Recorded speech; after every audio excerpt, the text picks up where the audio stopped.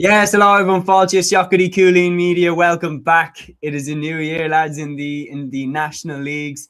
I'm joined by Liam White and Aaron Prendergast, and Matthew Hurley will be jumping on to fill out the set later on into the show as soon as he can make it. He was, of course, at Páirc for Cork's 2 games today in the leagues.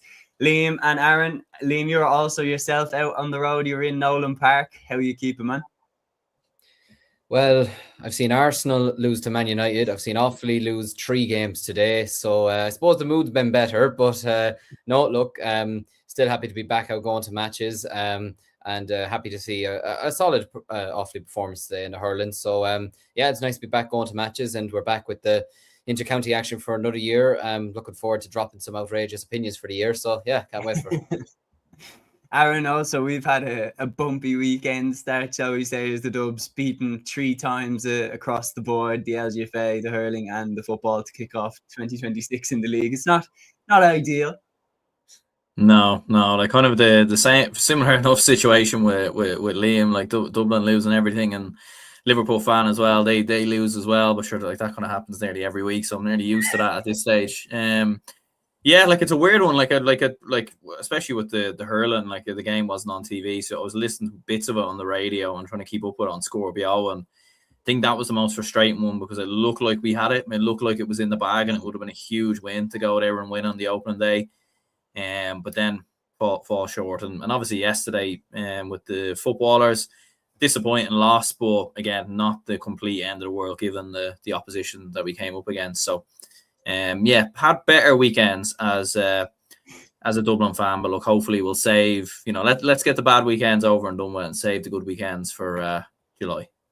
Absolutely. Well, it was disappointing, as JR highlights here in the comments. And guys, just if you are new to the show, basically how we run things here, we're going to run through the highlights from across all 3 codes that was played this weekend. Obviously, the Camogie Leagues have not started yet, but we're going to run through all of it, and you get involved in the discussion. Let us know what your highlights in the weekend were, low points in the weekend, and let us know if you have any questions or would like to hear our opinions on any specific game or specific incident, because as you might expect with the National League ticking off, we have a lot to get into.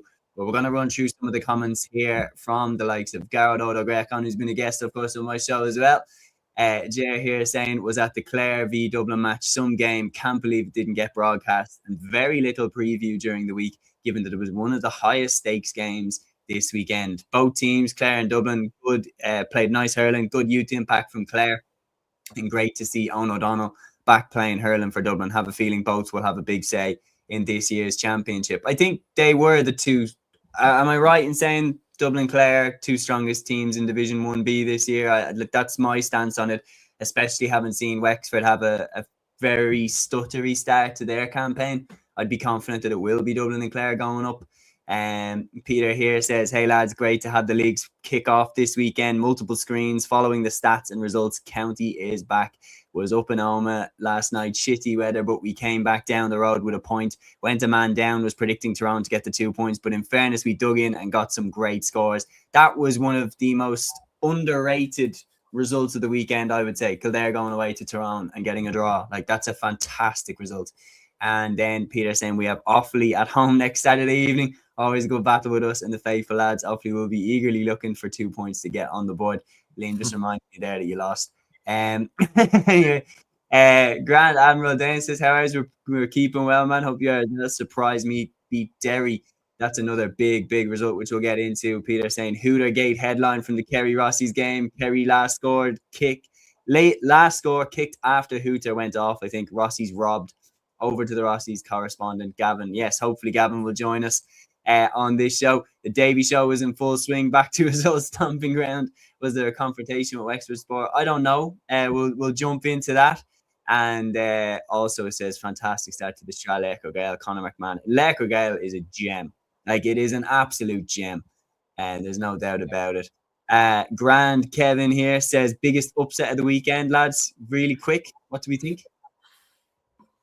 Personally, I think I would say, do you know what? If Roscommon had held on and beat Kerry, I think it would have been that. Wexford beating Fermanagh is a big one. Wexford going away to Fermanagh is a very, very good result. I would, for me, it is Kildare going away to town and beating them. Yeah. So, to be honest, it's nothing in any way disrespectful to Kildare. I just thought Tyrone would steamroll this whole division. I genuinely thought Tyrone are just going to be on a one-way ticket out of there, but clearly Kildare might be on that ticket with them. Gaelic guy here says, what a performance by Kildare, put me out the last man standing though. Superb performance by Kildare. Cork start on fire. Yes, you will get to that as well. Unbelievable.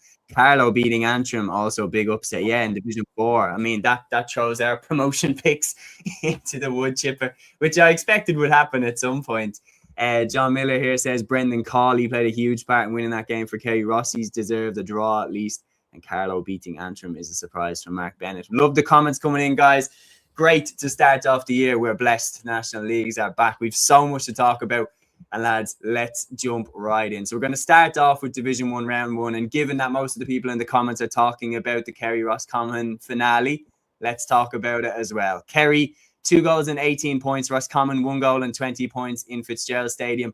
The All-Ireland champions kick off their 2026 league campaign with a win. But it was controversial. And Liam, let's just get straight into this. The final minute of the game, Shawnee O'Shea kicks the ball in. Tomas Kennedy rises up, catches it, fists it up and over the bar. But did the hooter go before he hand passed that ball? Should Roscommon have got a draw out of this game? Yeah, it's a funny one. I suppose before even getting into that, look, we can appreciate as well, it was an unbelievable catch by Tomas Kennedy, you know, especially in the final minute of a game when the ball is just hoofed in there and there's a bunch of bodies going for it. But yeah, no, listen, it was,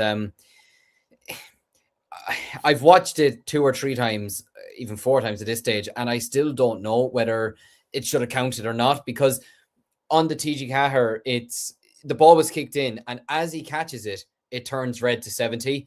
But then when I still can't tell whether, excuse me, I still can't tell whether when he actually goes to fist it or when the ball is actually in the air, if the hooter sounds.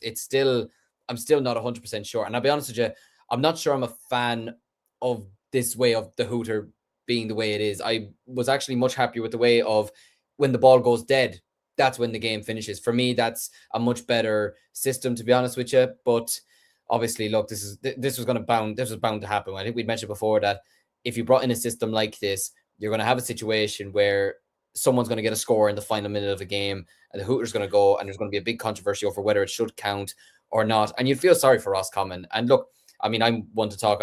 I'm one of them who said they'd finish bottom of Division 1. But if they'd gotten even a draw away to Kerry, away to the All-Ireland champions, and let's not forget, Kerry had a strong team out there. Let's not pretend that they didn't. They had David Clifford out there. They had Joe O'Connor. They had Shawnee O'Shea, Micheál Burns. You know, they had Sean O'Brien midfield. You know, they had other players, Mike Breen, Tyg Morley. They had some really top-class players out there. They weren't messing about with their team selection. But yet, they've gotten away with it, if we're being honest with you. It's really unfortunate from a Roscommon perspective.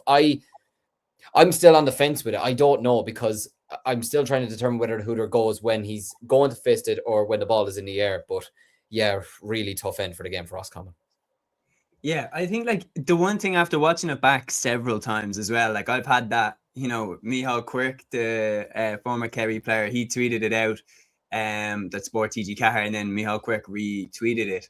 I've watched it about 6 or 7 times, and to me, it's clear that Kennedy had just fisted the ball when the hooter went. That's the one thing that's undisputable. On RT's article that went up, just the match report, it says that there were 5 seconds left in the game. On TG Caher's clock in the top left corner, it said that there were 2 seconds left. But the one thing that's undisputed is the noise of the hooter. The noise of the hooter goes when Tomas Kennedy has, like, say if this is my fist, the ball's here. It's left his hand as he's fisted it. Now, it's nowhere near gone over the bar, but it has left his hands. And the one thing is like, there is no real clarity. When he fists it, does the game end before that ball gets over the bar, or because he's hit it? Do you get what I mean? Like, does it end when he's hand passed the ball? And does it then end when the ball goes out of play or gets blocked or makes contact with another player? Or does it end like absolutely stone cold, regardless of where the ball is? Does it end? And the reality is, I can't believe that they've gone back to what they had before. Was it Meath, Westmeath last year? Yeah. Meath, Westmeath in the league, where Westmeath were robbed right at the end and Meath got the win. Like, for me, that was the klaxon. Like, that was your absolute warning shot.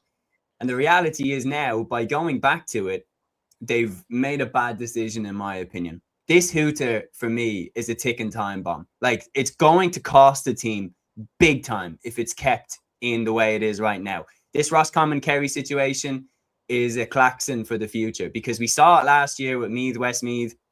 Westmeath felt like they were robbed that day with the ending to that game. Meath got the points when the goal was struck right on the hooter.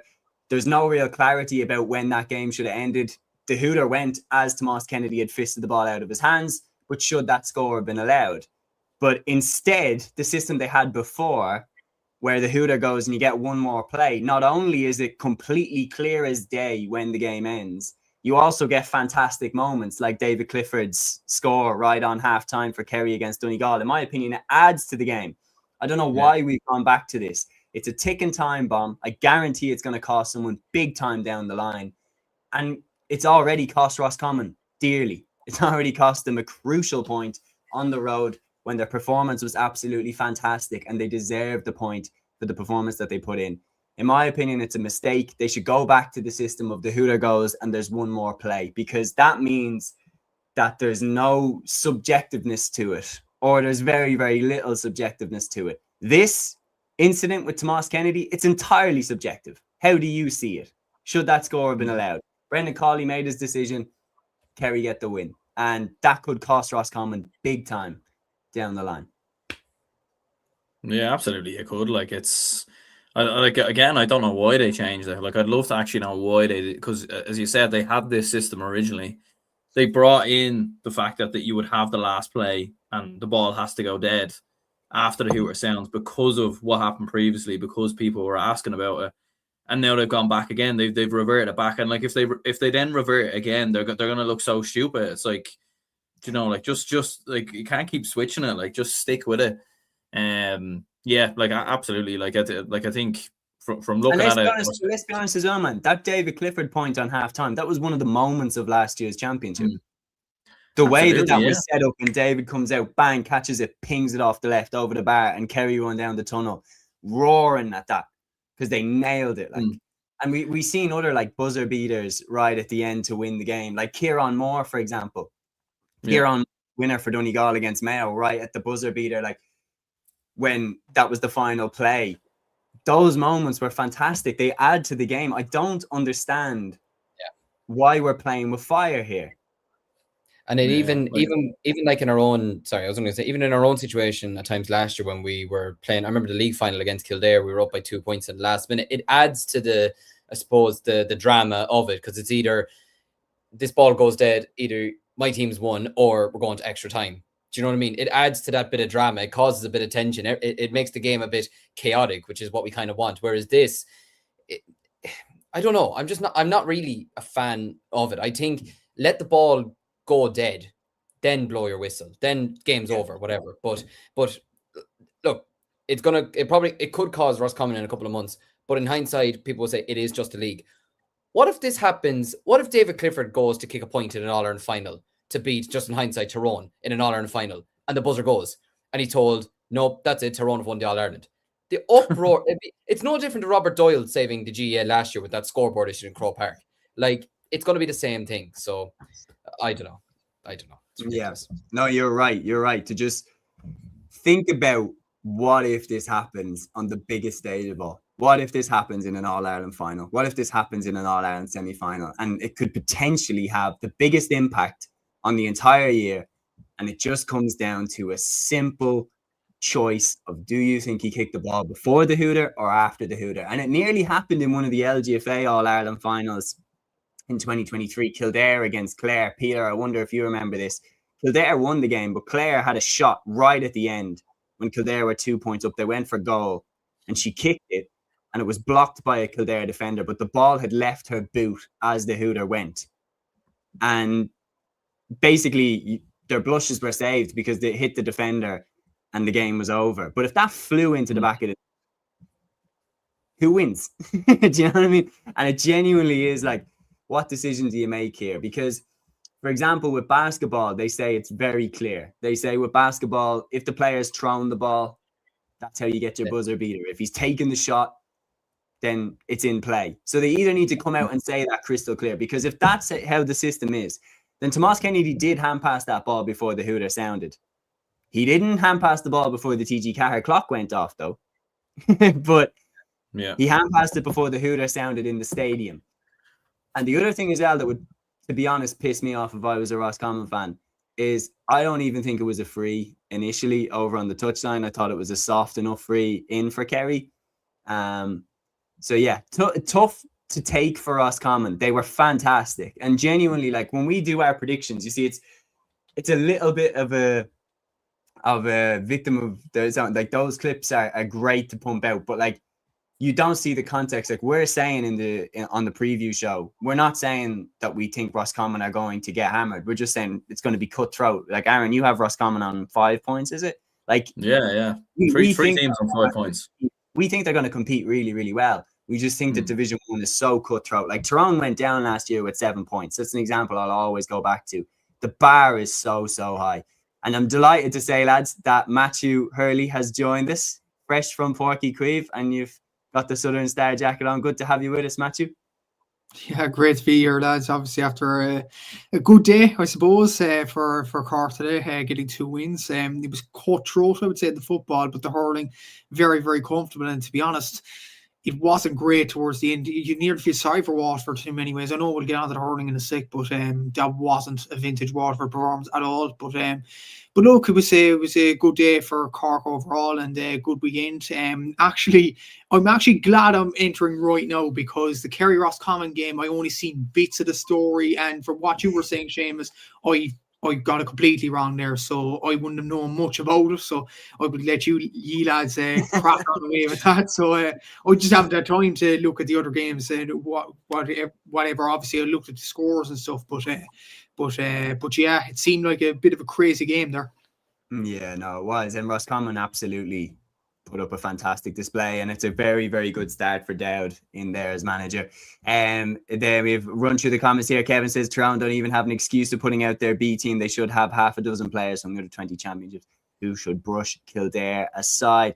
Daniel says, Mayo fan here, very happy with the start. It's amazing what happens when football is played. Kind of happy Galway came back into it, because there would be a lot of Mayo fans getting cocky too soon. Mayo looked fantastic, and to be honest, I thought they showed great composure as well when Galway did come back at them, and the defending at the end, Jesus, like throwing themselves in front of Galway shots. Can't ask for much more than that. John Miller says Rossi's had 3 goal chances saved and 10 other chances for points kicked short or wide. That's another thing that needs to be taken into account when they're looking back at the game, is that the game was also there for them, even if that winner didn't go over from Tomas Kennedy. Peter says, good start for Andy Moore in Galway's backyard. Shane says, I'd rather the old hooter system. Jay says, spot on, Liam. That is why they shouldn't have changed the hooter rule. Gaelic guy says, why does the hooter system keep changing? And Garrod here as well. Yeah, also Roscommon didn't have the St. Bridges players. That's another very, very good idea. Stephen Conlon, are you guys going to start league on the fantasy football hurling on Score Bio? That's Liam, you've thrown in that idea. Maybe we could. That's a good idea.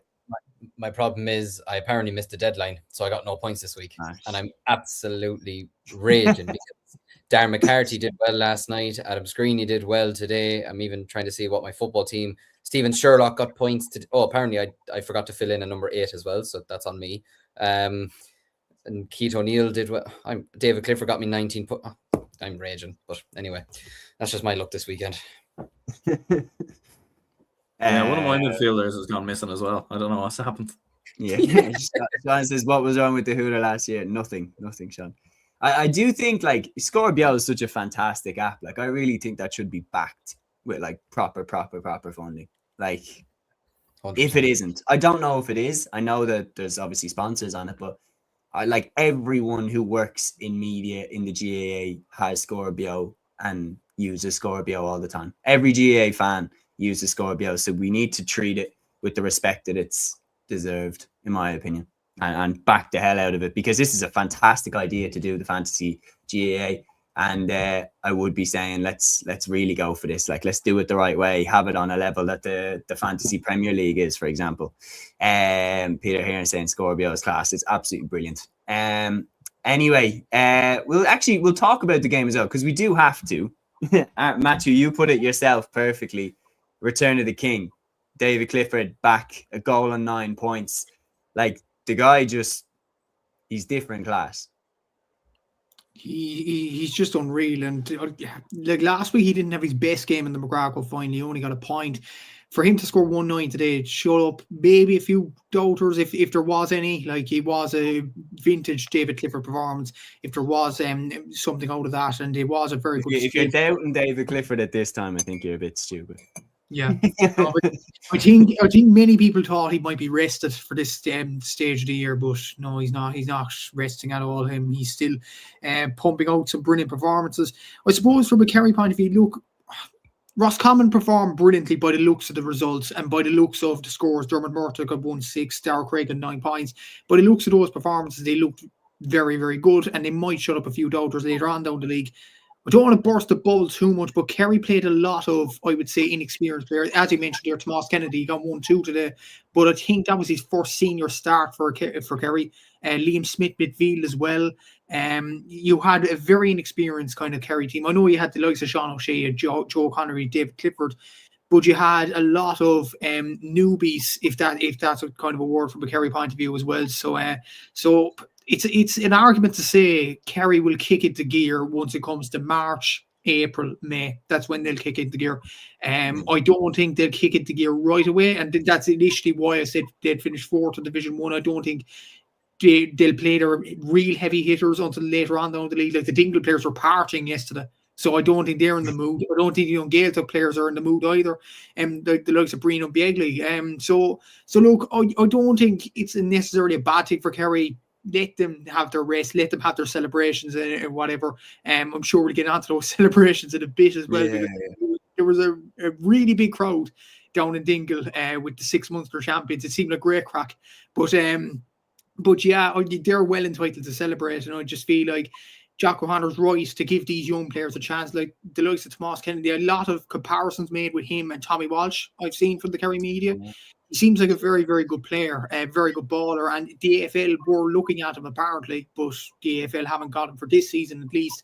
I think to Kerry's relief in many ways, because Ben Murphy has already gone down there. Obviously Mark O'Connor over the last few years as well. So I think they're relieved that Tomas is staying around. The question mark is, will he start full forward in Kerry come championship time, or will the likes of Paul Gainey continue his form from Dingle into the inter-county scene?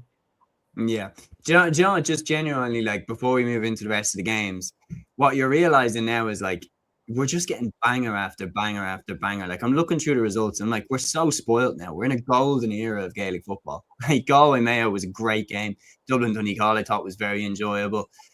Like, so many great games. And you look back to last weekend, like, the unbelievable All-Ireland club football final. Like, it's pretty much, like, week after week we're guaranteed cracking games. And, like, I think when we forget how boring it was before the rules came along.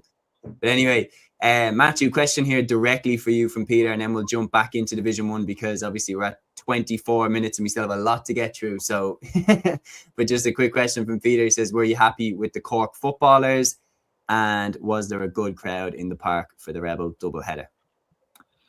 I'll probably answer the second question because maybe we'll talk about Division 2 in just a bit, but was there a good crowd? I think there wasn't for the first half. I'd say there was about expected really for the footballers, 2,000, 3,000, if that, I would say.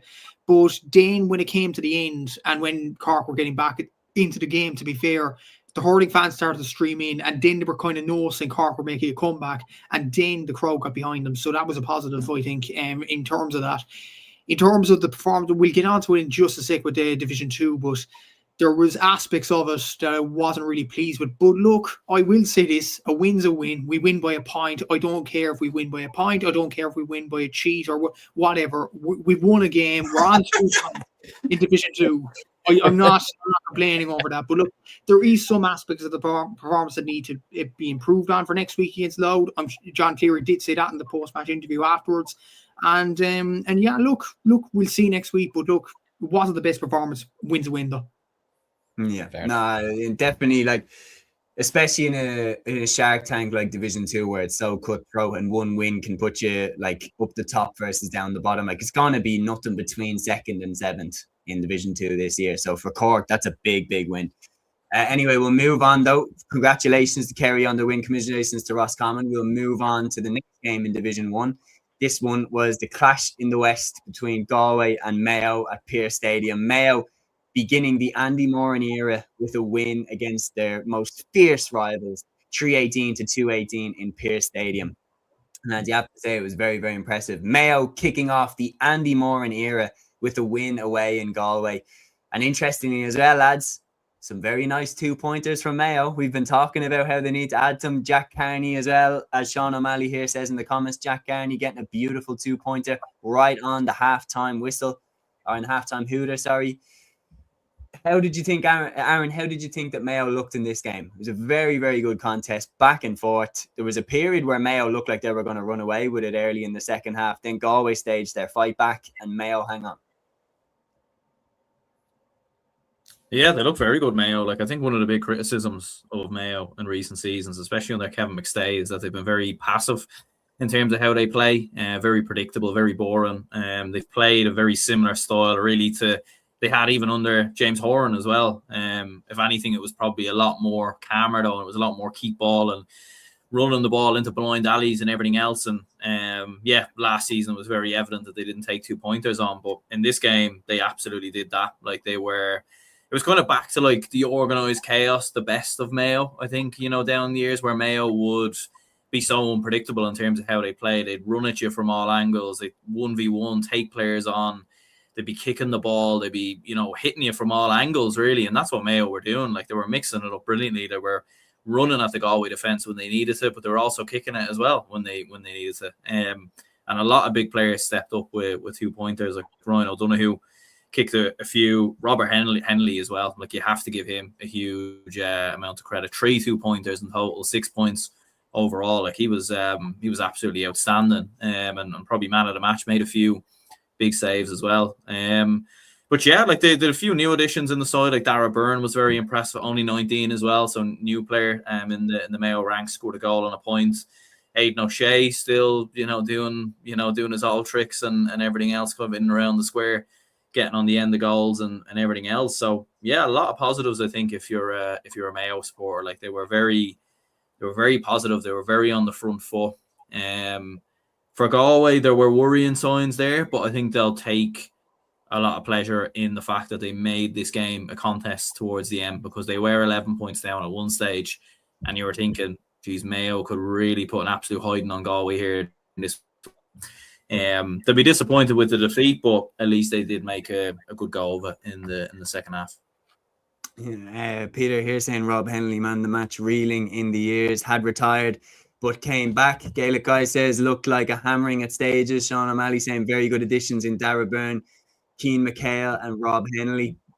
There's no question about it. Like, Rob Henley moved to Raheny in Dublin, and when I was covering the club championships in Dublin, like, Rob Henley is as good at kicking 2-pointers as you'll find. And bringing him back into the fold is massive for Mayo, because that means that they kind of have that same threat that Monaghan have with Rory Beggan. I'm not saying that Henley is as good at as Beggan as the 2-pointers, but that you can't foul right beside the 2-pointer arc against Mayo, because Henley will more than likely score. And that's a hell of a weapon to have in the pack for Mayo. Like, there's no question about it. And it's one that they did lack in previous years. And some big players weren't playing for them in this game. The likes of Matthew Ruan wasn't there. And yet they still looked fantastic against their biggest rivals away from home. And as a comment earlier said, like, I'd be very happy if I was Andy Moran. That's pretty much a perfect start, because in stages you looked fantastic. Like, Ryan O'Donoghue was fantastic. Aidan O'Shea was brilliant. Calling back Rob Henley looks like a genius move, because he adds that 2-pointer threat to Mayo, and his goalkeeping in general looked really, really sharp. Keane McHale with a lovely goal off the bench. They look really, really good, Mayo. And the thing is that Galway came back at them, and Mayo's steel held firm, and their defending going down the home stretch was brilliant. The way that they were throwing themselves in front of those shots, making sure that they were not going to get overturned. And it's a good start. And I said from the beginning that I thought Andy Moran would want to make a splash coming in as Mayo boss. I think that the worst thing you want is to be in a relegation battle when you've just joined as manager. And I thought that Mayo would go for the league a little bit harder than everybody else. And yeah, I think I've picked them to win this game.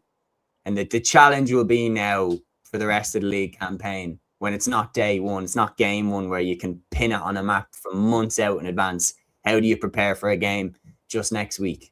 Liam, I'll go to you next. What did you make of Mayo in this game? Well, I suppose, first of all, them getting 2 pointers is absolutely crucial, considering last year was one of the biggest things that we criticised about them. It felt like it was only Ryan O'Donoghue who was able to kick 2 pointers, because after that, they just seemed like a team that were very passive. They were nearly too afraid to either take them on, or they didn't have belief that they could. And it was probably one of the things that kind of let them down last year. But yeah, seeing Rob Henley, look, I'm a big fan of his. I think he's an excellent goalkeeper. I think he's been a great stalwart for Mayo over the years, and to see him back in the mix is fantastic to see. And I mean, listen, if he's able to kick 3 2-pointers in the middle of January, then, you know, it could be setting himself up really nicely for the summer months ahead. But yeah, no, very positive performance. I have to say, Aidan O'Shea, again, he's someone who I was kind of wondering, look, I thought he had an excellent year last year, to be fair to him. But just considering his age and after everything he's given to Mayo football over the years, you would sort of wonder, you know, is he going to pack it in? Is he going to give it another year? Is he still going to be a starter in the team? I mean, he got his goal today, but after that, I mean, from some of the brief clips that I've seen, he looked very, very good. And it just shows you that when you're still as committed as him, when you're still in the shape that he's in and everything like that, it just shows you. And journalists as well, I notice it with a lot of counties, everyone kind of wants to bring in, say, the younger players or the fresh new players, whatever. Sometimes having that little bit of experience does kind of help.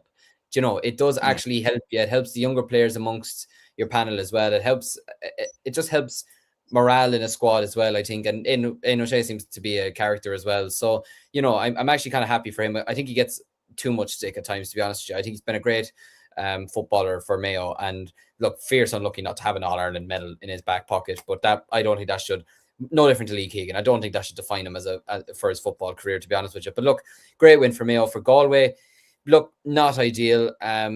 We kind of mentioned, was it even on the podcast that went live, that it was the 2024 All-Ireland defeat that really hurt Mayo rather than 2022, and they kind of underperformed last year.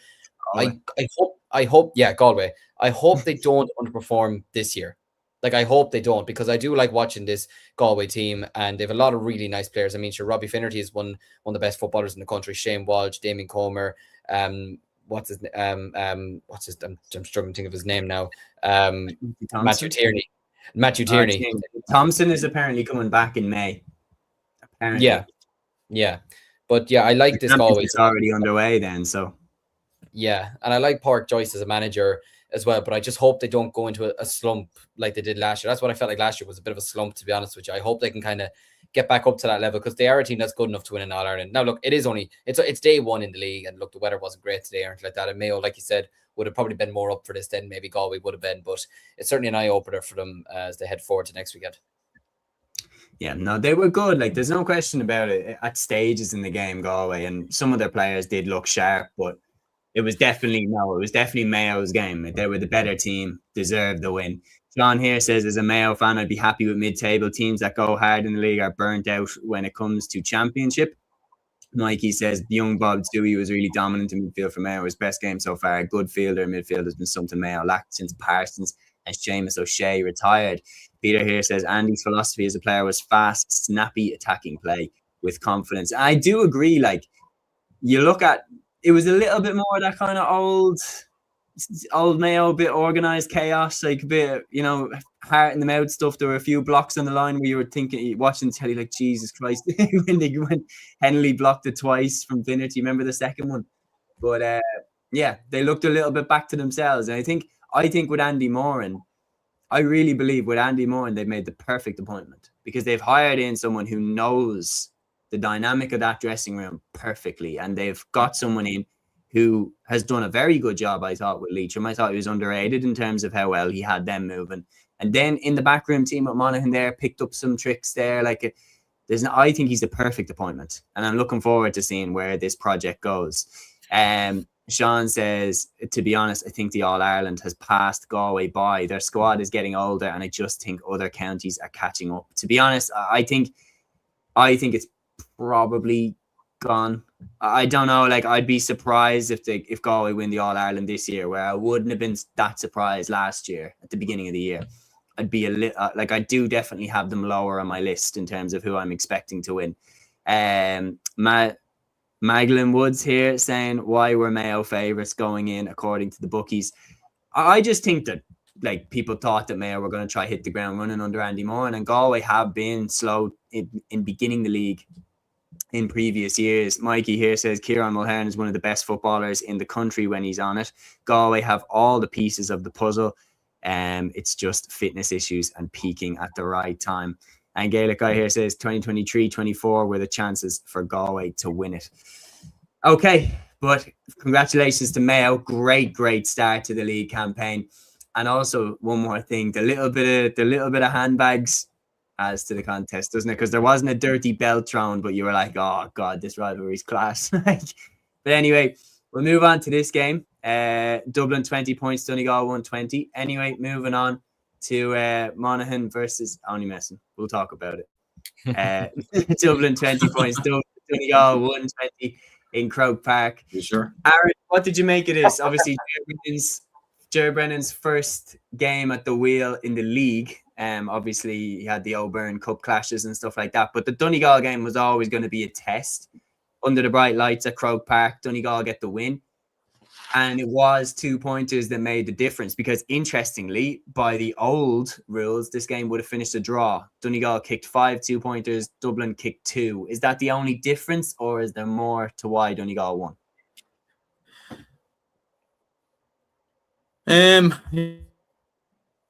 Yeah, like I think there's a few things really. Like I think, like first of all, there was a lot of new players within the team. There was a lot of fresh faces in.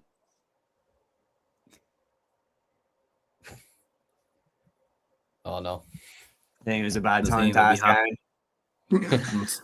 We haven't seen the cup when they played and everything else. Am I lagging or what's going on here? Yeah, you were lagging badly there, man.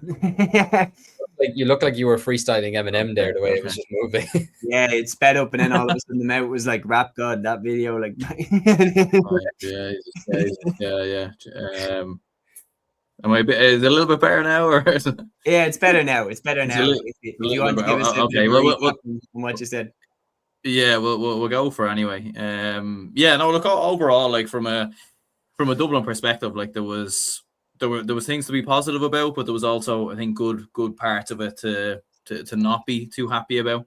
There was a lot of fresh faces in the team, so there was a few new players and everything else who came into the squad, which kind of was obviously something new with this Dublin side. And look, Donegal are a seasoned team, you know, like they start the leagues a lot better, start the leagues a lot faster. They were missing a lot of key players as well, but yeah, like it was, you know, like it was kind of similar maybe to Galway in some sense. At one stage you were kind of looking at it and thinking, geez, Donegal are probably going to beat us by 8, 9, maybe 10 points here, but then we managed to kind of pull it back to 3 and managed to pull it back to a 1-score game. But like Conor O'Callaghan was brilliant in the first half. Luke Bretnock, I think, is definitely going to be an option for Dublin when he came off the bench. He was very good, 5 points. Midfield, really struggling. Kickouts as well were really poor. Like we couldn't really get anything from kickouts at all. Too slow in terms of kicking the ball out, but also in terms of the setup. Like the amount of times I've seen Dublin players with their back to the keeper. Like, and I'm like, lads, like turn around, like move, like create a bit of space. So Donegal were kind of easy in that regard. Look, ultimately, I predicted Donegal to win this game by 2. They won by 3. So, like, it'd be a bit weird if I got really annoyed after predicting what I thought, you know, after what I thought did happen. But yeah, like it was frustrating at the same time because Donegal missed a lot of chances in the first half. Don't think they were at full tilt. I definitely think they were there for the beating, you know, there for the taking. So, look, definitely some positives, but it's early days yet, so you can't get annoyed or carried away or anything like that. It's when you look though at who Donegal were missing. No Michael Murphy, no Oisin Gallen, like big players not there for Donegal. And I actually thought Mulroney in goal looked really, really good. So it was going to include Sean Patton in that, but like obviously Mulroney had a great game. There's no question about it. Donegal they're the finished article, in my opinion, in terms of they have to go for an All-Ireland now. They're not a team in transition. They're not a team putting stuff together. Donegal right now, the goal has to be an All-Ireland, and it is nothing but an All-Ireland. Jim McGuinness would not still be here if they were just in a rebuild. Like, they are trying to win the All-Ireland now. Michael Murphy is not sticking around for one more year at 36. You know, to try win one more Ulster. They're going to win, and they're trying to win the All-Ireland here, and they believe that they were good enough last year, in my opinion, to win it. I think the game against Kerry, I think that they didn't play to the level that they're capable of, to be honest. Kerry were fantastic, but I don't think Donegal played at the level that they're capable of. Gaelic guy here says Donegal always seemed to be 2 steps ahead in the game. And especially going down the home stretch, like I did see Aaron, obviously, Daniel Hussey as well on Ireland AM. He was talking about it, that Dublin in the ground, I'd be interested to know what were the fans on the hill like, because you were watching it on the telly and there was a couple of times that Dublin players, this is what Daniel Hussey was saying, that Dublin a few times stepped right inside the 40-metre arc and kicked it over the bar instead of going for the 2-pointer going down the home stretch, and then Donegal would go up the other end and Michael Langan would probably land the 2-pointer. Was it frustrating in the ground where fans kind of pointing it out that, like, why are we not going for the 2-pointers when we're trying to come back into the game? Absolutely, yeah. There was huge frustration from some of the supporters, and there was definitely a few kind of moments in the game that were a little bit frustrating. I feel like we just kind of fell back into old habits, really, in terms of 2-pointers. Like, we didn't really. It was strange. Like, in the first half, we were going for 2-pointers. Con got one right away. Yeah, and even in the O'Byrne Cup as well. Like, it was very, very evident we were going for it. And I don't know, in the second half, it just felt like we got into good positions, but it just felt like we kind of fell back into that kind of old habits that we had under Desi, where we're trying to recycle the ball and wait for the right moment and shooting zones and all this kind of nonsense. You know what I mean? Like, that's gone out the window really since the rules have come in. Do you know what I mean? Yeah. So yeah, like, we kind of struggled in regards to that, and like there was a lot of play. Like, when you actually look at Dublin's like starting 15 as well, like, we had like only two of the starting forwards scored. Do you know what I mean? And Con and Paddy Small couldn't really get the ball to the right players. Like, I don't know if you need to. I think we were missing someone like a Kieran Kilkenny or someone of that nature who could maybe take the opportunity on. You know, when you look at our half forward line, you had Brian Howard and Killy McGuinness in there as well. You know, we're playing with like those lads play midfield a lot of the time as well. You know, especially McGuinness. So I think, yeah, we're missing a few players there. Definitely was a lot of frustration, I think, with Dublin fans on the hill. I think just because of last season and not taking those chances on. Like, I wouldn't mind if they took the chances on and missed. At least, right, we're going for it. But yeah, there was a real reluctance to take them on, which was frustrating. Yeah, like, I did think it at full time, and it's not in any way a diss or anything like that towards the team. It absolutely isn't. But I seen, like, for example, I seen a TikTok of Dublin's starting team in the 2017 All-Ireland final against Mayo, and it's one of the best starting 15s I've ever seen. Like, it's ridiculous, the talent that was in that squad. That was the best team that Gaelic football has ever seen. That 6 in a row winning Dublin team. And you can make the argument for the Kerry team in the 80s because most of that team stayed the same throughout their 4 in a row, and that's a good argument. But the reality is, look, that Dublin team was just freakishly good. They were an irreplaceable, all those players that have retired. And the reality is that no matter who follows that team on, the standard of the team probably won't be the same as it was in 2017, 2018, 2019. But most of the Dublin fans still expect that level of, you know, victory and Leinster championships and getting to the All-Ireland final and everything like that. And the reality is, before Gilroy and Jim Gavin, Dublin didn't win All-Ireland for 16 years, and getting to an All-Ireland final, we didn't even get to a final for 16 years. So the reality is I don't think we're heading into a barren spell like that. But I'm saying that it can become rapidly quick. Like, you look at Kilkenny and the hurling, for example, absolutely dominant under Brian Cody. All of a sudden, 2015, the last few crop out of that golden generation, like Henry Shefflin, JJ Delaney, they retire. And all of a sudden, it's 2026 and Kilkenny haven't won an All-Ireland since. What I'm saying is sometimes the transition from arguably one of the greatest teams of all time can be difficult. And what I'm saying is that Ger Brennan it's a difficult job. It's a difficult job. There's no question about it. He's not taking a team that are absolutely primed and ready to go for an All-Ireland. He's taking a team that is, whether we like it or not, in transition. They're in transition from one of the greatest teams of all time at the end of the 2010s into the 2020s into this new crop now that are following it. And what's interesting as well, and Aaron, I'd love to get your take on it, is because of how talented the team was in the 2010s, we had a lot of players like Aaron Byrne, for example, under 21 footballer of the year. Not a chance of getting into a half forward line of Paul Flynn, Kieran Kilkenny, Diarmuid Connolly. You had Kieran Archer scoring a record tally at under 20 level. No place for you in a full forward line of Paul Mannion, Conor O'Callaghan, Dean Rock. So what happened is there was like a bit of a generation there of no matter how talented you were, you probably weren't getting into the senior team. And a lot of those players now aren't even really playing that much with their club. Like Aaron Byrne wasn't playing for Nafina this year, as far as I know. So it's like the age gap as well between the players is quite wide compared to other teams. Or am I mistaken in saying that? Oh no, it's frozen again. Oh no. I thought he was really considering the question. Anyway, lads, Liam, I'll throw it over to you, and I'll throw a different question to you. Because when Aaron was talking there, one of the points that he made really well was the kickouts and the difficulties that we were having with the kickouts. There was a Brian Fenton shaped hole in that midfield there in terms of the difference that he would make to the game. We have a lot of options around the middle. Ethan Dunn, Matthew, you called for him in the live pod in studio that Ethan Dunn should be looked at. He got a run out. He did look good, but the reality is we did struggle on the kick-outs, Slim.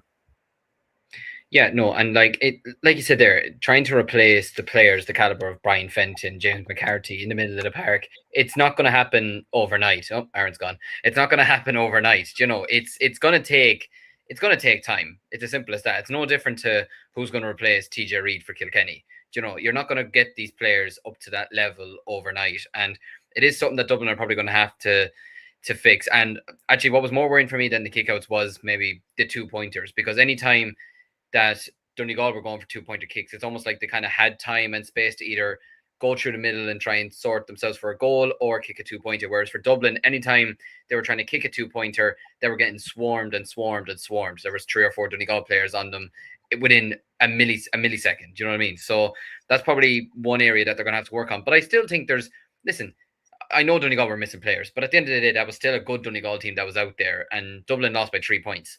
It's still nothing at the end of the day. 3 points is a score. Yeah. Do you know what I mean? 2 scores and you win the game. So I still think that Brennan has a good panel there. I think he will do well with this Dublin team. Like he didn't do well with Louth for nothing. Do you know what I mean? So I think he will do well with this Dublin team. But like you mentioned there, look, the kickouts is something that Dublin are going to have to work on. But it was also the first like proper game they've had this year. And look, is it Mayo you have up next? That's the perfect opportunity to go. Yeah, that's the perfect opportunity to go and maybe work on that, and especially in another intercounty. Castlebar will be bouncing though. I'm not looking forward to that. They'll be baying for blood. Look, I think the reality is like this result is kind of similar to the Donegal result. I'm not saying for 1 second the Dublin team that we have now is still superbly talented. It's still a fantastic team. We still have the likes of Con, Paddy Small, like really top players. But the point that I was making is when you look at the team in the 2010s where we were head and shoulders above everybody else, we're not quite that anymore. We've slipped back into the pack a little bit. We still have to be considered for the All-Ireland, but we're not as far ahead of everybody else as we once were. And look, I don't think any team is ever going to be as good as that team was for a long time anyway. We have a couple of great comments in here. Sean here talking about me saying to you, Aaron, about players, you know, just being right player, wrong era. Conor McHugh, his interview the other day saying they're not leaving the Dublin panel while they were in their prime during the golden age. It's a great point, Sean. He's a perfect example because he was a really good inside forward, but just you're not getting ahead of Mannion. You're not getting ahead of Dean Rock, Bernard Brogan, Con, even Paddy Jews. Yeah, like players like that, you forget how good he was. Peter here saying all great legacy teams go through transition. I think Limerick will probably end up experiencing the same thing when the likes of, you know, Tom Morrissey, Hegarty, those boys step away. where I think we'll see similar with who replaces Declan Hannon. But anyway, great question here from Mikey. He says, question for the lads, how many counties see this year as Sam Maguire or bust where nothing less would do? Matthew, I'll throw this to you. Off the top of my head, Galway, Donegal. Kerry? For Jack O'Connor? But they won it last year. So I don't know. But Jack's sticking to try with back-to-back now. He is, absolutely. So maybe so. So maybe them 3. Mayo are still pretty young, like Dara Byrne and Keane McHale.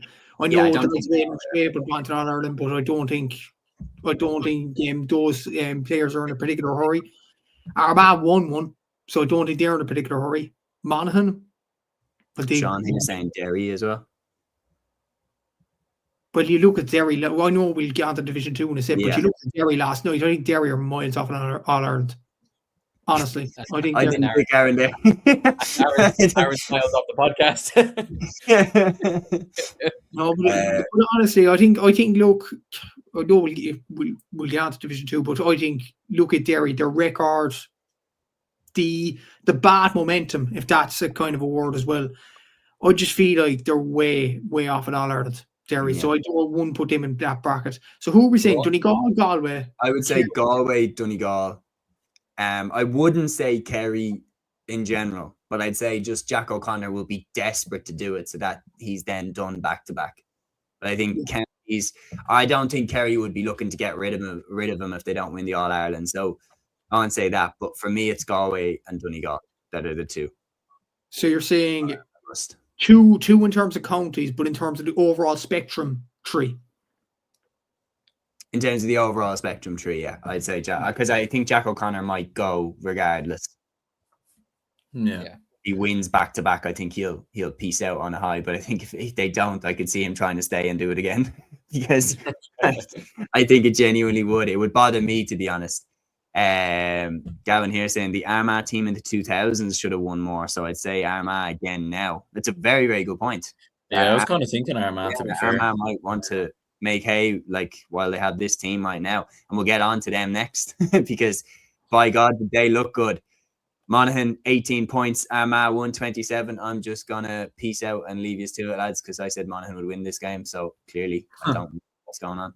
But what was it about this game? Liam, you predicted Armagh to get into the Division 1 final, and you must have been happy with how they began their league campaign here. Yeah, for a moment when I saw this result earlier, I was worried because I predicted Monaghan to come fourth. But then when I realized I predicted Armagh to come second, I was like, okay, I still look somewhat okay.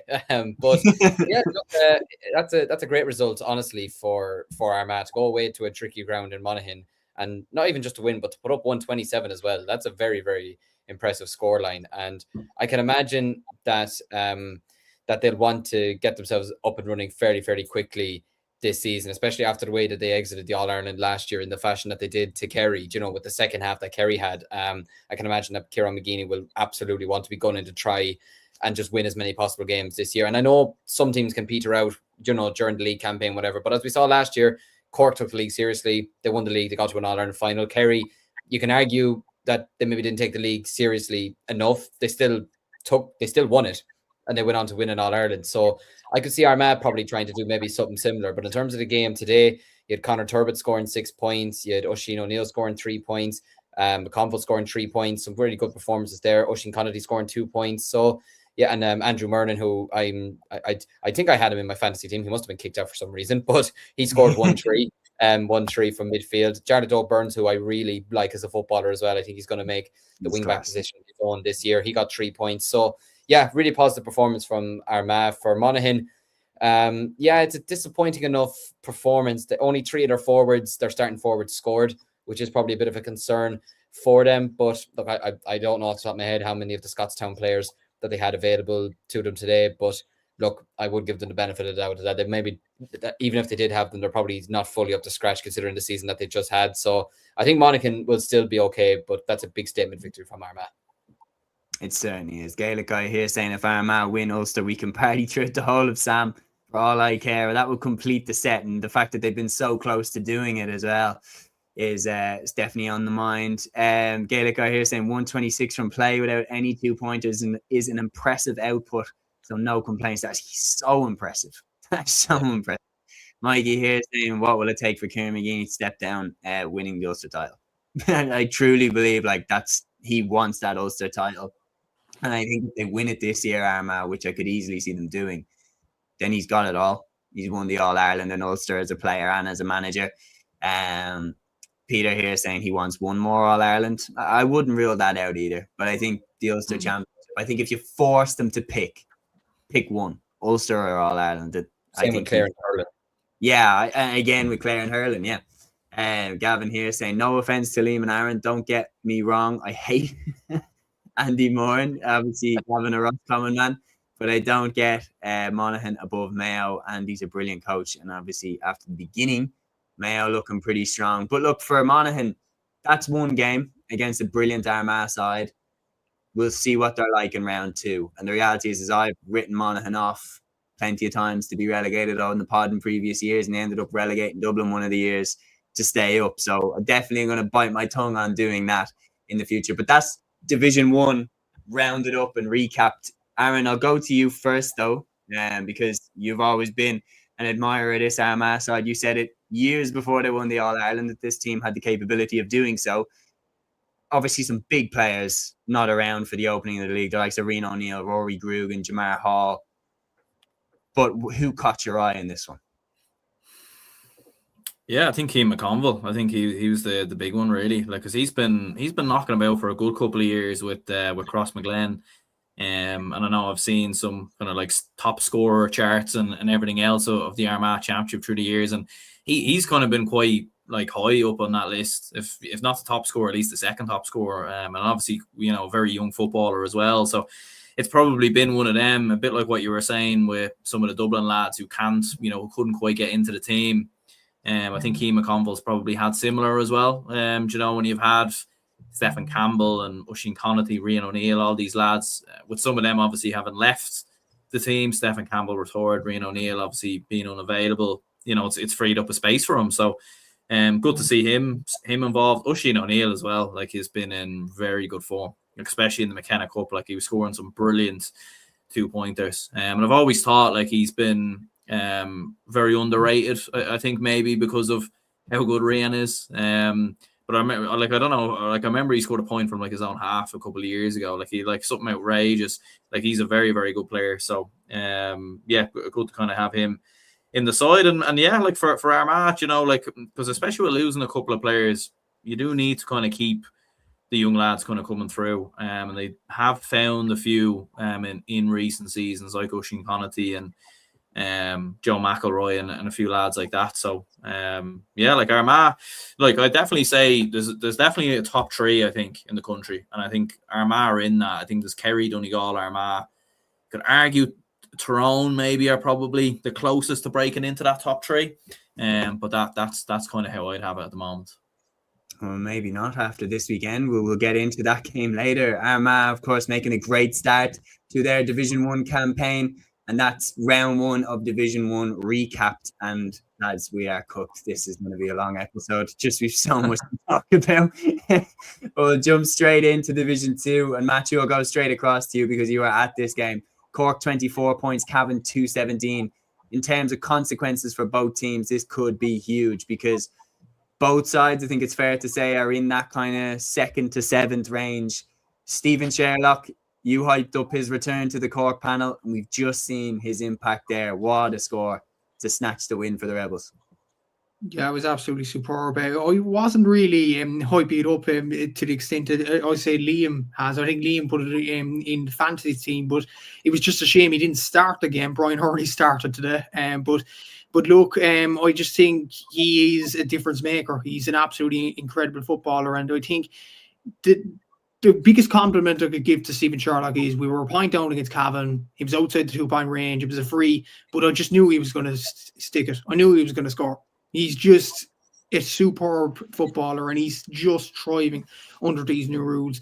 And Cork, when Paddy Lynch got a 2-pointer, this was a crucial moment in the game. Paddy Lynch got a 2-pointer after Cork broke a breach I don't know what happened in the middle of the park. It was just kamikaze stuff, I'd imagine. And then Cavan went up, got the 2 points through Paddy Lynch, who didn't start the game. I don't know, was he injured or did Dermot didn't want to risk him or whatever, but he did come on and he made a massive difference to Cavan. I think he got 3 points in this game coming off the bench. I thought he was superb. And when he got that 2-pointer, Cavan went 7 points up. And I thought at that stage, I'm going to get embarrassed here by my predictions. I'm going to get ridiculed and Cavan are going to win this game here.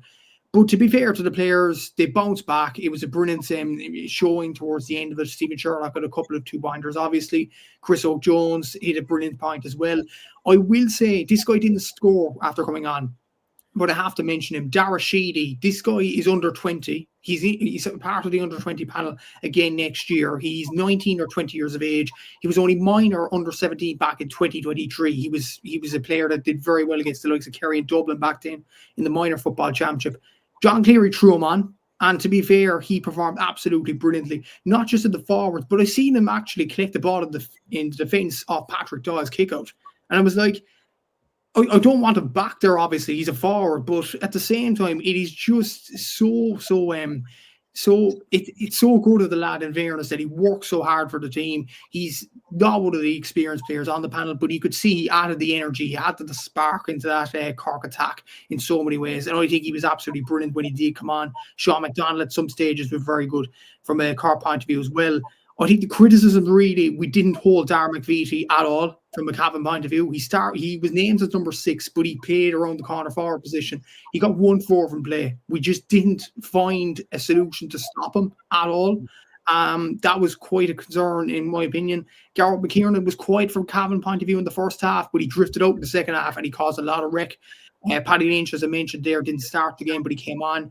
I think Kieran Brady of Armagh, the captain. There was 2 Kieran Brady, so that's quite confusing. A Kieran Brady of Corfin and a Kieran Brady of Armagh. But the Kieran Brady of Armagh got the goal in the second half, and it was a well-taken goal. But Cavan seemed to take goals, we didn't. And that was a big thing in this game, as well as to why Cavan were so far ahead at some points in the game. But to be fair to the players, they bounced back. It's a crucial win. It wasn't the best performance, but they got the win in the end. And you move on to the Low game next week. And it's interesting now, both sides are after a win in round 1. So whoever wins that game next week, and considering Tyrone and Derry drop points this weekend, I think that's a huge game next week in RD between Louth and Cork already in the league season. And just a quick question from Peter, who was in goal? Patrick Doyle. Very good. Okay, we'll move on to the next game. And Liam, I'll go straight across to you. Obviously, as an Offaly man, you got off to a defeat start. Louth coming away to O'Connor Park in Tullamore and winning by a goal in 21 to 19 points. The Leinster champions get their league campaign off to a winning start. Now, the question always was going to be, how are Louth going to deal again with another managerial switch? But one thing that seems to be pretty clear is there seems to be a system kind of overarching the managers, that whoever comes in, the wheel keeps turning. Whether Mickey Hart leaves, Ger Brennan comes in, nothing really changes. Ger Brennan leaves, Gavin Devlin comes in. Good start for Louth. Yeah, and look, obviously I was in Nolan Park, but I was keeping up to date. I had a couple of friends who were keeping up to date with what was going on in Tullamore, and basically from what I gathered from them, Offaly were going really well in the first half. Their movement was good. They had a lot of good 2-pointers, and they were playing some nice football. Supposedly our kickouts were the issue, and especially long-range kickouts, and maybe not taking them as quickly as we probably should have been. And yeah, I think going in 2 points ahead of halftime. Listen, going in ahead of halftime against Louth is obviously good and leading 14-11, but just second half, I think we ran out of legs and just didn't have enough off the bench maybe to make the impact that maybe we would have liked. Obviously, look, Craig Lennon and Sam Mulroy, from what I heard, had an absolute smashing game, which is absolutely no surprise to anybody. And Conor Early as well had a good game, which again is absolutely no surprise to anybody there. They're quality footballers, but yeah, look, from an Offaly perspective, from what I heard, Keith O'Neill had a very good game. Kieran Murphy got a nice 2-pointer in the first half. And there were some, Aaron's gone again. And there were some good performers across the board from our perspective. And look, at the end of the day, we are still going up against the Leinster champions in our opening game, which is never an easy thing to do. But look, Louth are a quality side, and there's no point saying otherwise. They are a very good team, and they're going to be a very, very solid unit this year, both in the league and in the Leinster Championship. And yeah, like you mentioned there, Matthew, their game against Cork next weekend is going to be a huge battle, potentially early on in the season, to see who could potentially go up to Division 1. And for us, yeah, it's Kildare next weekend, away next weekend. And look, I know they drew with Tyrone, but I still have faith in our lads that they could go and maybe get something from Kildare. We bet them twice last year, and they obviously bet us in the Tailteann Cup, so it'll be a tough game. But yeah, look, it's a tough start. But generally, I'm glad that we competed somewhat for most of the game, and we'll move on to next week. Absolutely well put there. Loud GA fan 57 here says Loud scored 121 and Sam O'Roy only scored 1-1. Loud under Devlin will push on this year. Their aggressive running and attacking play is the new string to their bow and will only get better.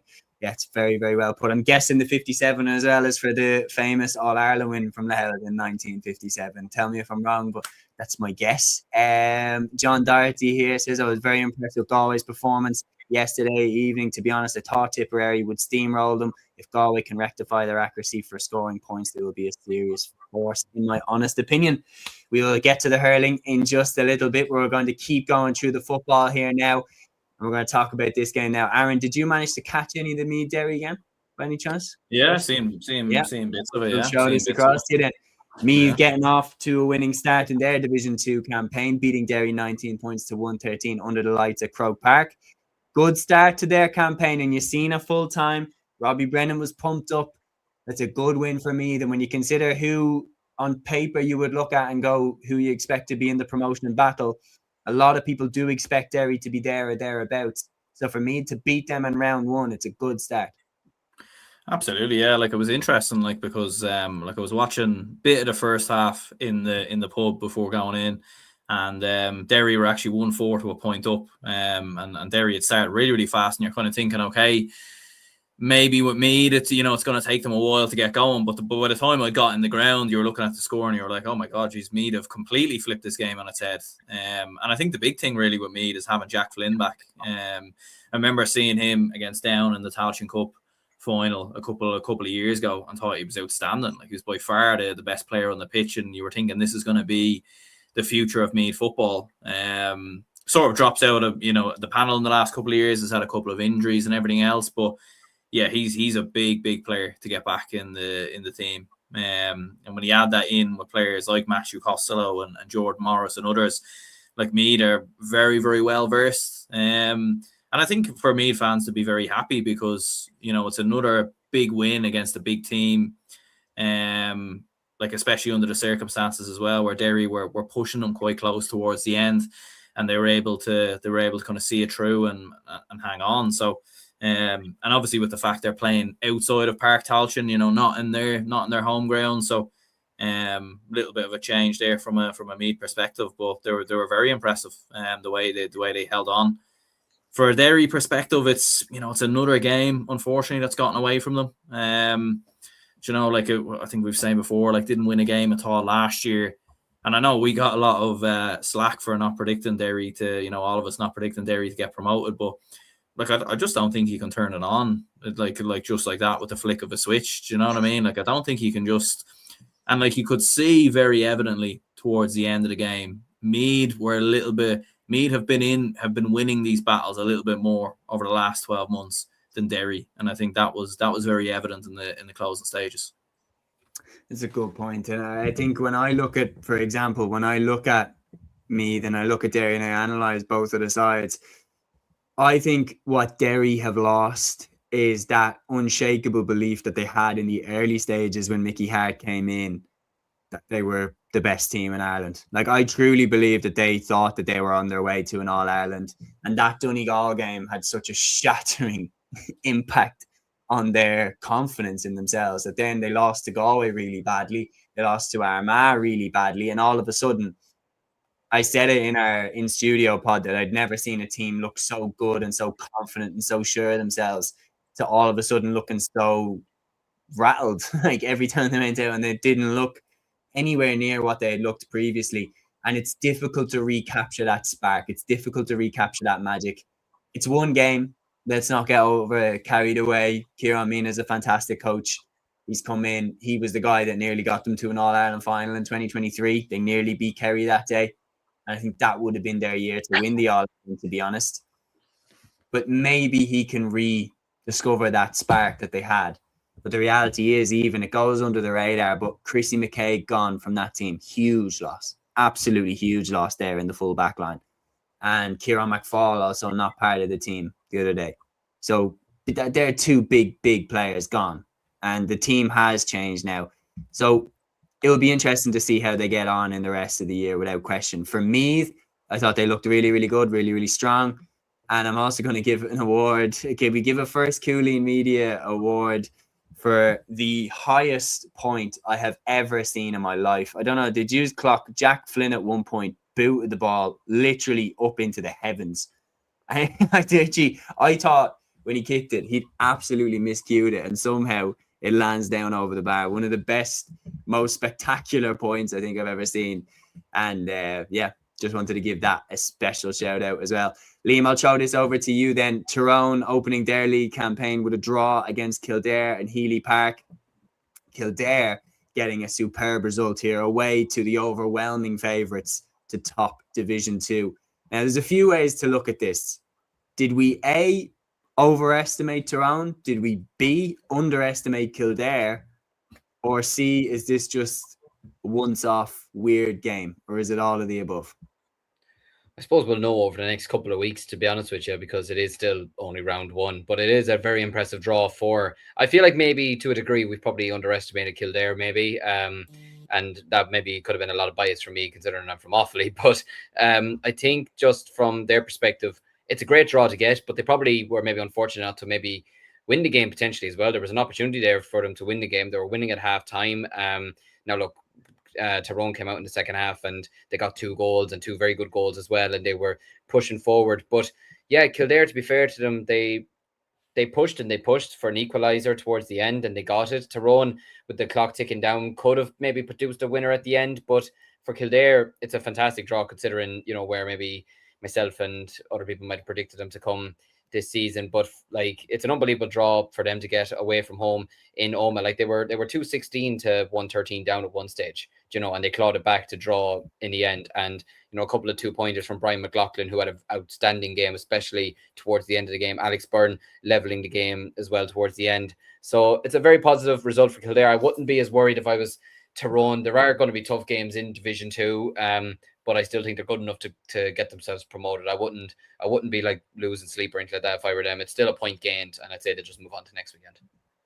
Yeah, no, well put. We are going to move quicker through the gears here now because of the amount of games that we still have to cover. We still have to cover Division 3, Division 4, LGFA, hurling. So let's speed up, boys. I'm going to go now to Division 3, and Matthew, I'm going to ask you to run through Division 3 for us. So obviously we had Down beating Clare 219 to 214 in Páirc. Clare put in a good account of themselves, but ultimately the favourites to win the division came out the strongest in that game. Then Laois beat Limerick by a goal and 10. Laois and Limerick drew, a goal and 10 to 13 points in O'Moore Park. Fermanagh were on the wrong end of Wexford in Brewster Park, 12 points, and Wexford got a goal and 13. So Declan Bonner's first league game in charge ends in defeat. And Westmeath beat Sligo by the minimum in Cusack Park, 2-14 to a goal and 16. The game of the weekend of Division 3 was always going to be Westmeath against Sligo, because many people predicted either of them to go up and maybe join Down and being in the top 2. And Westmeath pipped it. Jonathan Noynham getting 2 goals for this one for Westmeath. It was crucial for them. Obviously, Luke Loughlin hitting 5 points as well. So it was a big win from a Westmeath point of view. Very impressed with Wexford's win over Fermanagh. And again, we talked about this in the live studio pod as well, about Fermanagh's inconsistency in Division 3 and the fact that they don't really take the league seriously, despite having some decent players. But to be fair, you have to give it to Wexford. Gavin Jean getting the goal, Páirc Hughes getting 4 points, and Sean Nolan getting 7. So it was a good win for Wexford there.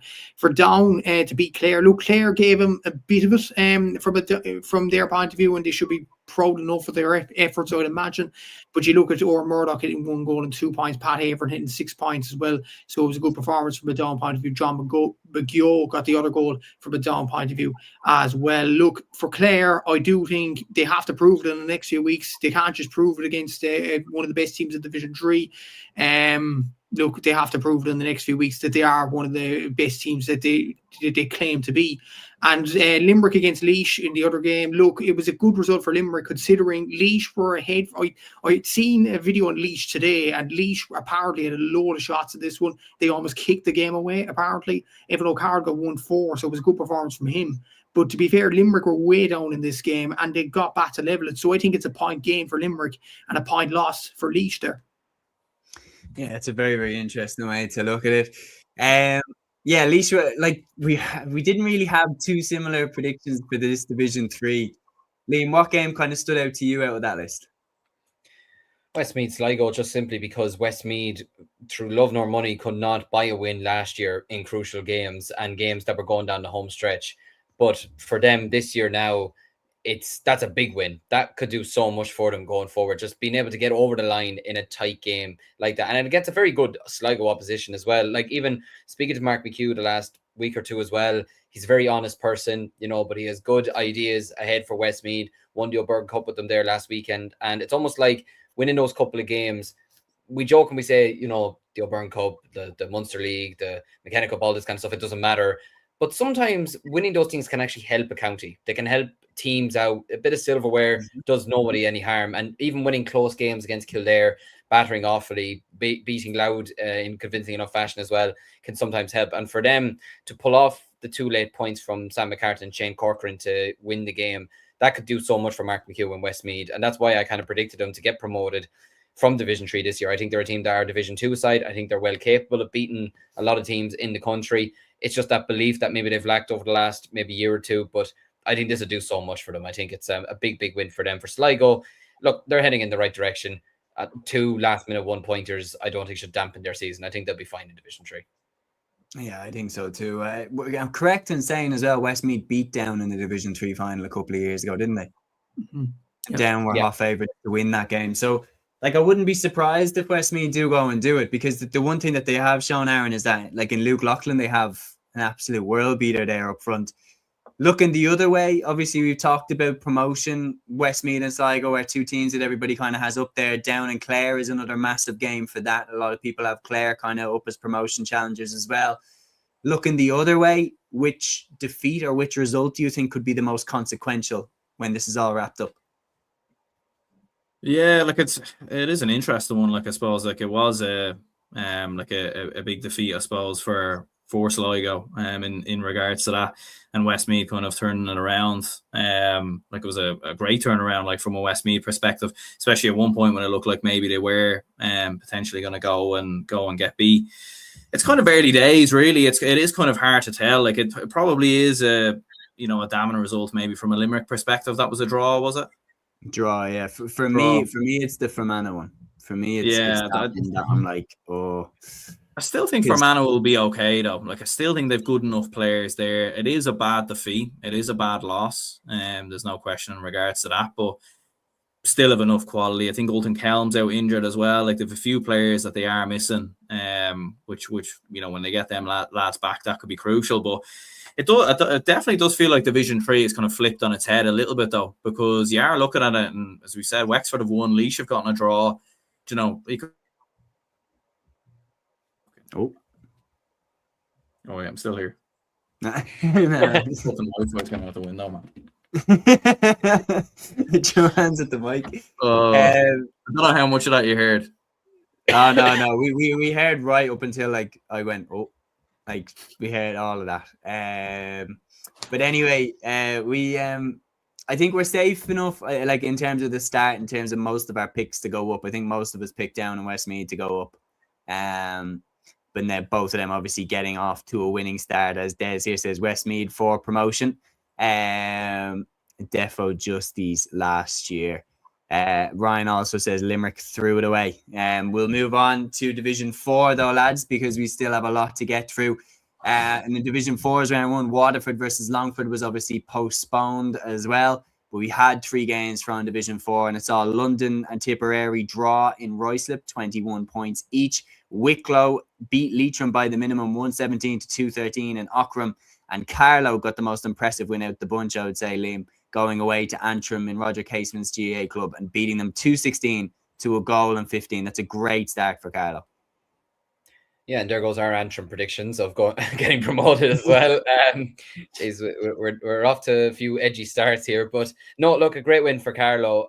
Carlow football's kind of funny because on some days they're very good, and then other days they're just batshit crazy, you know. So it's nice to see them going up away to a tough ground and getting themselves a good victory. Chris Blake was the top scorer with a goal and 4 points. Colm Hulton scoring 2 points from centre forwards. Ross Dunphy scoring 2 points as well. Conor Doyle, I believe, got 3 points from midfield as well. Very, very impressive performance there. So yeah, look, a tough start for Antrim, but a great win for Carlow. They'll definitely be a team that'll be up there fighting for promotion up to Division 3 this year, along with the likes of Wicklow. I know, obviously, Wicklow, a very tough game today, but they managed to get themselves over the line in the end over Leitrim. And I'm glad to see Leitrim at least putting up a fight in a match, unlike a lot of times last year when it was just a disastrous year for them.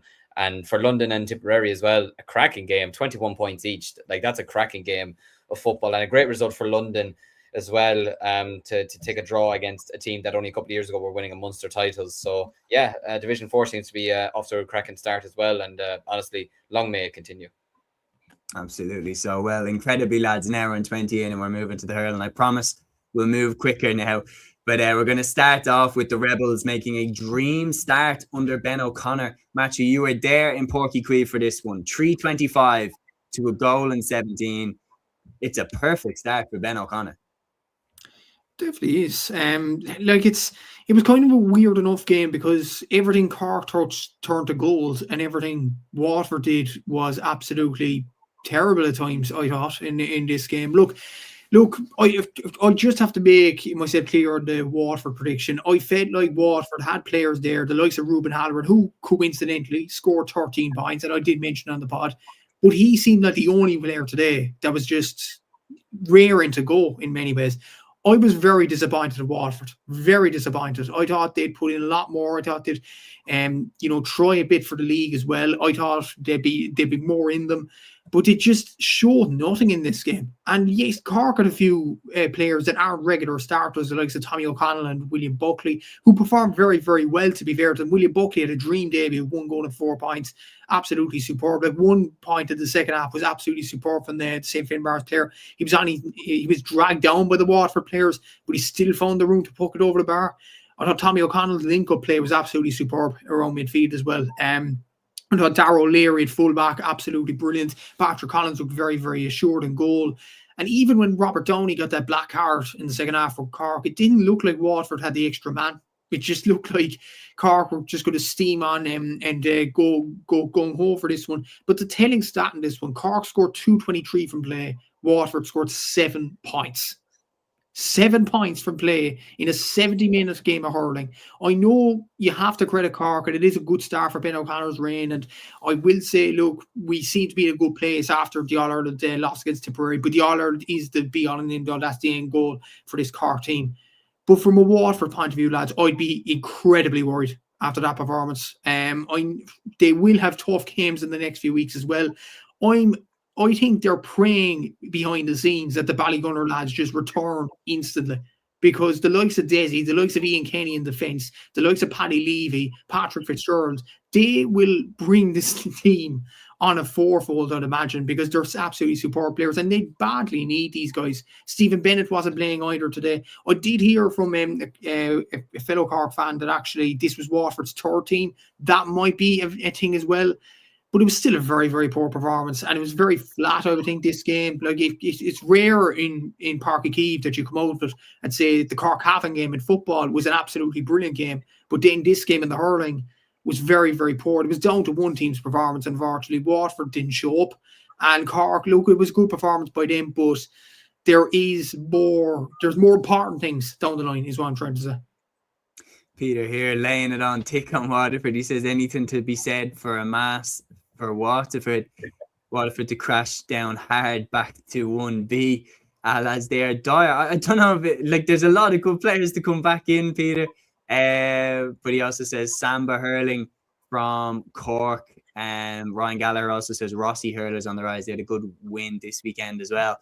Yeah, there's no question about it. Like, they were very, very impressive, Cork. And I think Ben O'Connor coming in is the perfect man to come in to the ship. Like, he's just no nonsense.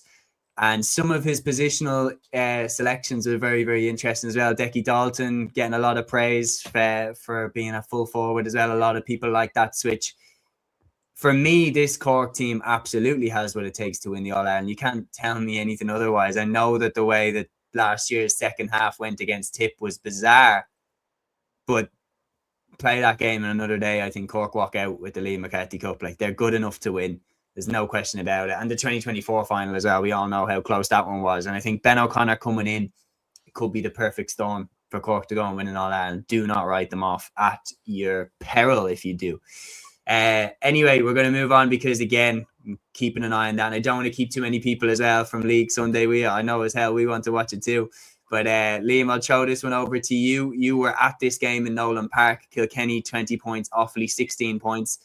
Look, it was always going to be a difficult game, but that local rivalry, a very competitive game. A new look Kilkenny team as well. Offaly missing some big players, the likes of Charlie Mitchell obviously not being around. What did you make of it? Yeah, first half was very scrappy. It was 9 points to 6. Kilkenny hit a number of wides in the game that was very uncharacteristic of them. And yeah, just the ball was being fumbled a good bit of times. It was very much winter hurling at times. The ball was being fumbled. It was stopping. It was, it wasn't a lot of free flow and stuff. I felt at times it was a bit confusing because at times it looked like we were playing a low ball into Oisin Kelly, but playing a high ball into Adam Screeney. Which is the complete backward thing to do, to be honest with you. It's that one doesn't really make sense. But I think overall, look, we can take a lot of positives from it. There was a lot of young players out there today, like you mentioned there. Charlie Mitchell was missing, Killian Sampson was missing, Kieran Burke's out for a while, James Mahon is out for 3 months. There was a lot of players out missing today. Donald Shirley went off. I don't know what's the seriousness of that, or maybe they were just minding him. I don't know. Hopefully he'll be all right for next weekend, or even just for the sake of himself, the Fitzgibbon Cup or stuff like that. But look, overall, there was some real positive performance. Liam Hoare in goals was absolutely outstanding. Ben Miller at fullback had a good game. Ben Keneally, one of the more experienced players in the team, was very, very solid at cornerback. I thought he had a really, really good game. I thought Cathal King in midfield was exceptional, to be honest with you. He's a player that belongs in, playing at the top level of hurling. Adam Screeney, I thought, had a really good game. Scored 7 points from frees, won a couple of those frees himself, got 2 points from play. Himself and Mikey Butler, I think that's going to be a great rivalry over the next couple of years. I'd say they're sick of the sight of each other already, but I think that's a good look for each other. Dan Burke, when he was brought out the field, got more involved in the game and looked a lot more solid as well. So there were some good performers today from a lot of players. A couple of players made their debuts as well. Lee Cavan made his debut for the seniors. Patrick Taft made his debut starting from the bench. Daniel Diggy-Hand came off the bench, made his debut. Kieran Cleary came on and got a point after about 7 seconds, which was good to see. So look, with the players that we have missing and the conditions today and everything like that, I was very pleased. I'm not 100% sure. He did go off. Colin Spain come on from him, and he did well as well, to be fair to him. Dignan on the four. Dignan was in the half forward line. Yeah, he was playing at number 11.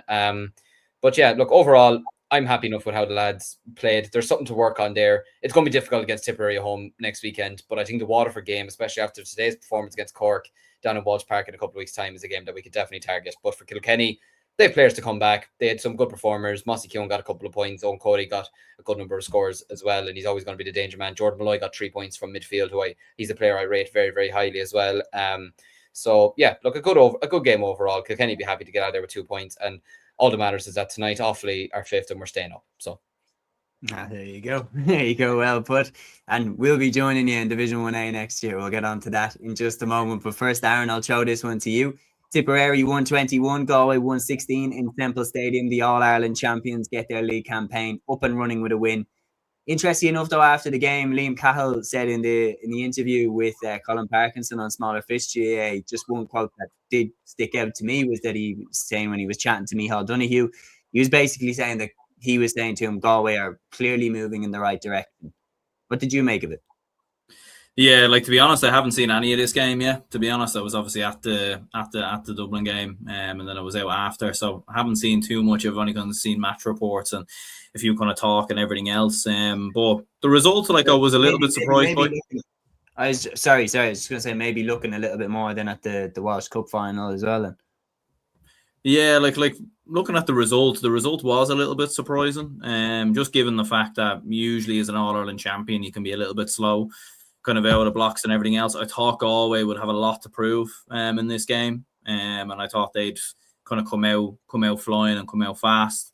But yeah, I don't know. Maybe I'll throw it over to one of you lads if one of you lads seen the game in more detail. Matthew. Yeah, it was a very good game. I thought it was good intensity to it. Not the best quality, but it was a a really poor night weather-wise in Semple Stadium. To be fair, like Tipperary had some good performers. Jay Barris had an absolutely brilliant display.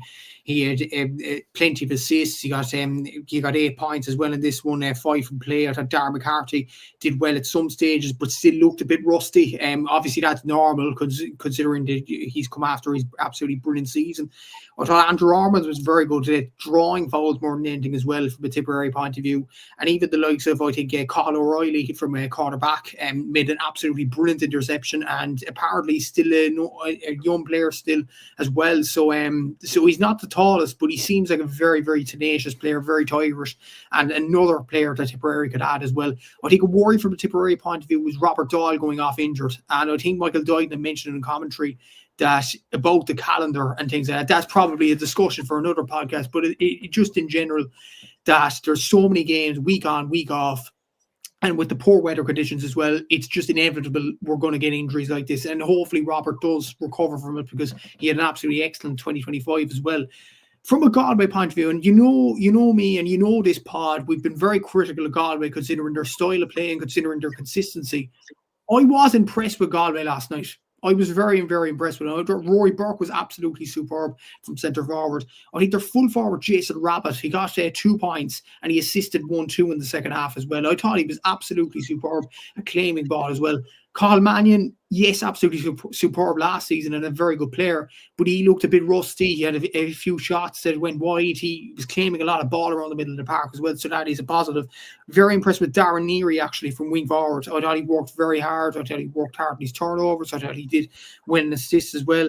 Gavin Lee moved out to midfield. That was a positive from the Galway point of view. Páirc Mannion did very well at wing back. John Fleming.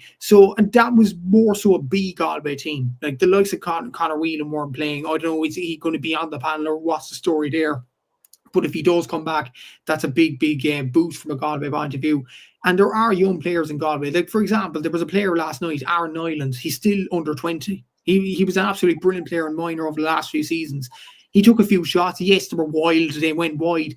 But he was trying his heart out. He was absolutely brilliant at hard working. One more player from a Galway point of view, Killian Trayers from centre back. I thought he was very, very good as well. The youngsters performed very well from a Galway point of view, and I think Micheál Donoghue would have been very, very pleased by his size display.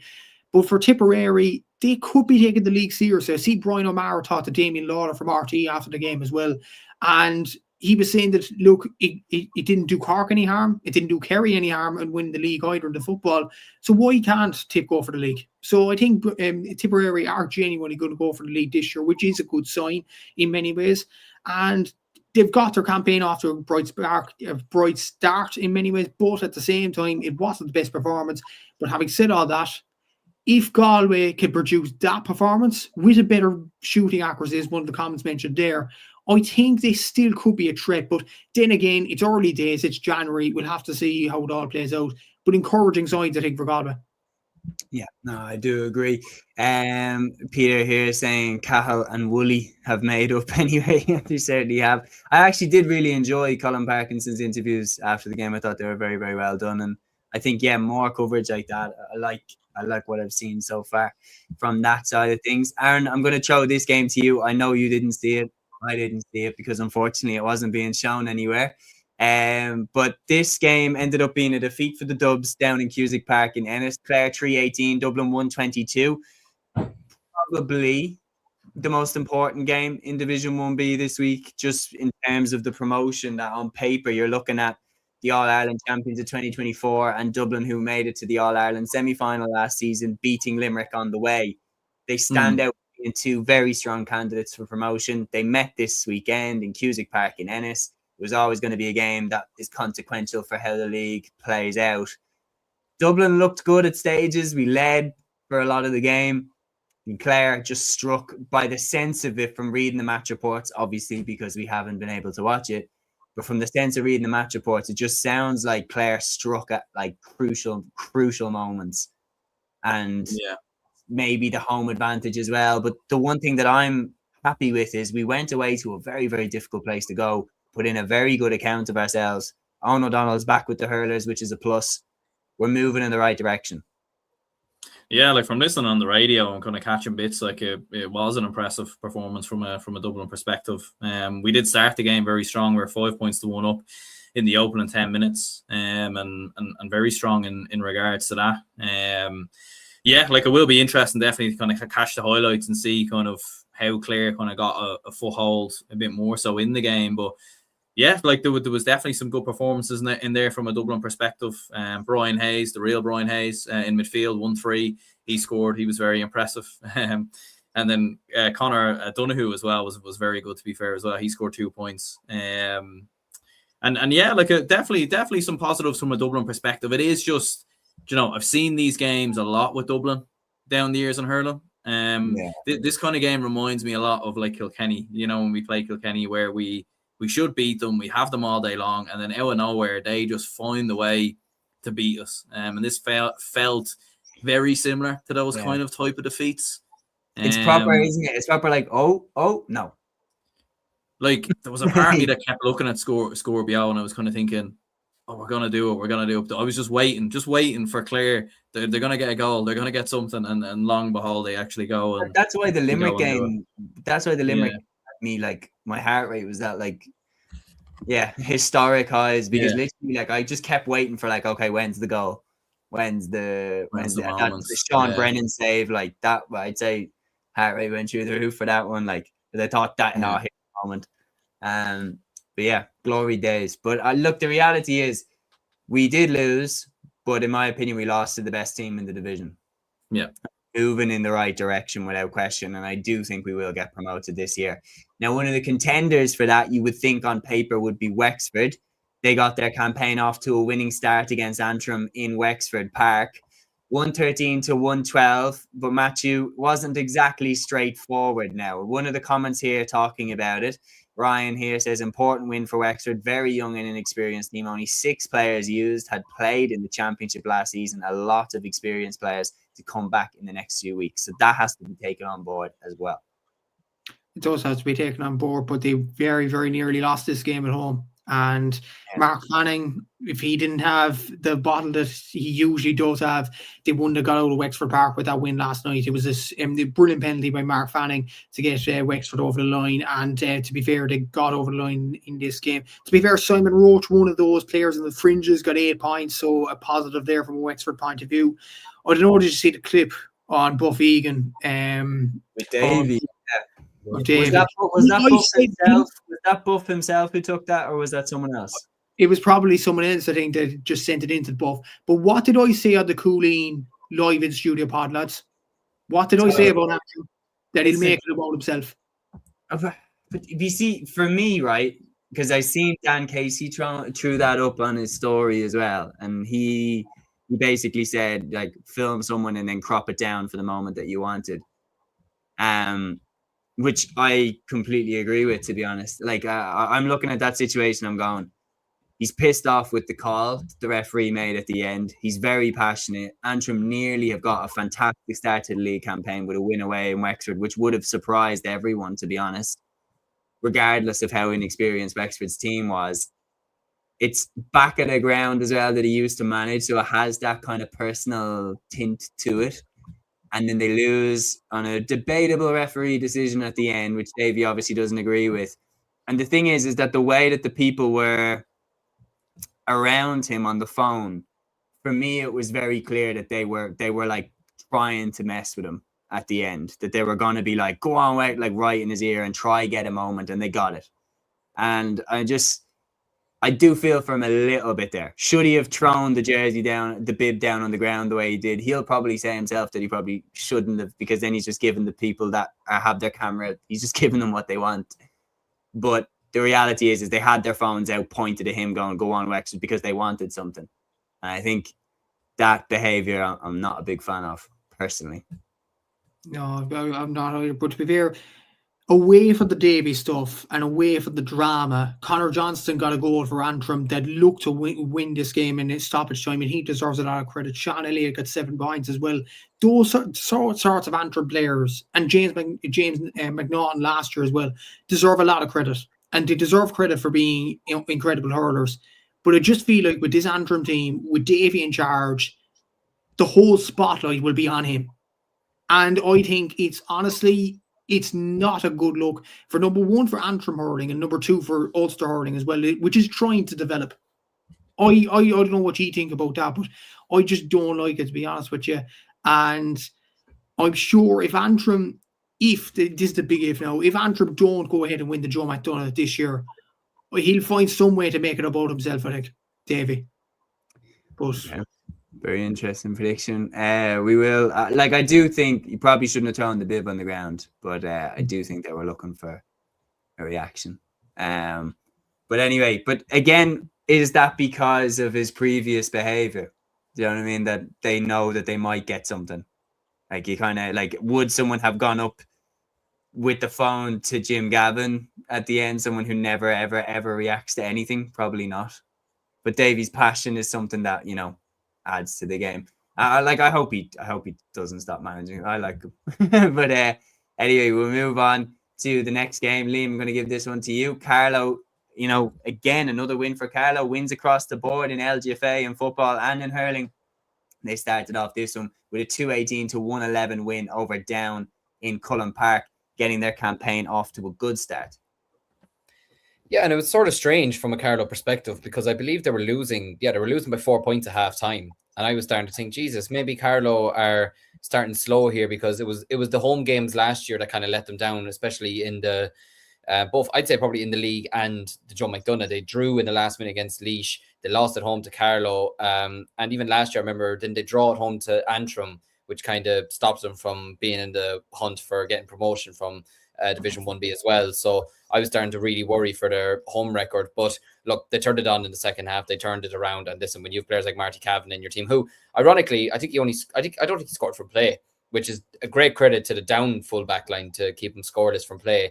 But yeah, John Michael Nolan, who's an excellent forward, scoring 1-2, Donald Murphy scoring 1-4, Conor Keogh and Jack Tracy chipping in with a couple of points. I don't think James Doyle played this game. I could be wrong. Maybe someone will correct me there. I don't think he played this game, so he's obviously a big miss for them. But look, a good start for them regardless. I'd say it's just one of those games where you're saying, look, just get in, get the job done and get out. But for Down, plenty of positives to take from the game. They're a team that's going to be very much in the battle to try and stay up in Division 1B this year, but they'll definitely take a lot of positives from the first half performance anyways. They were reduced to 14 men as well, which is unfortunate from their perspective. But yeah, I've no doubt that Ronan Sheehan and his management team will look back on this and think, okay, we have something to build on here.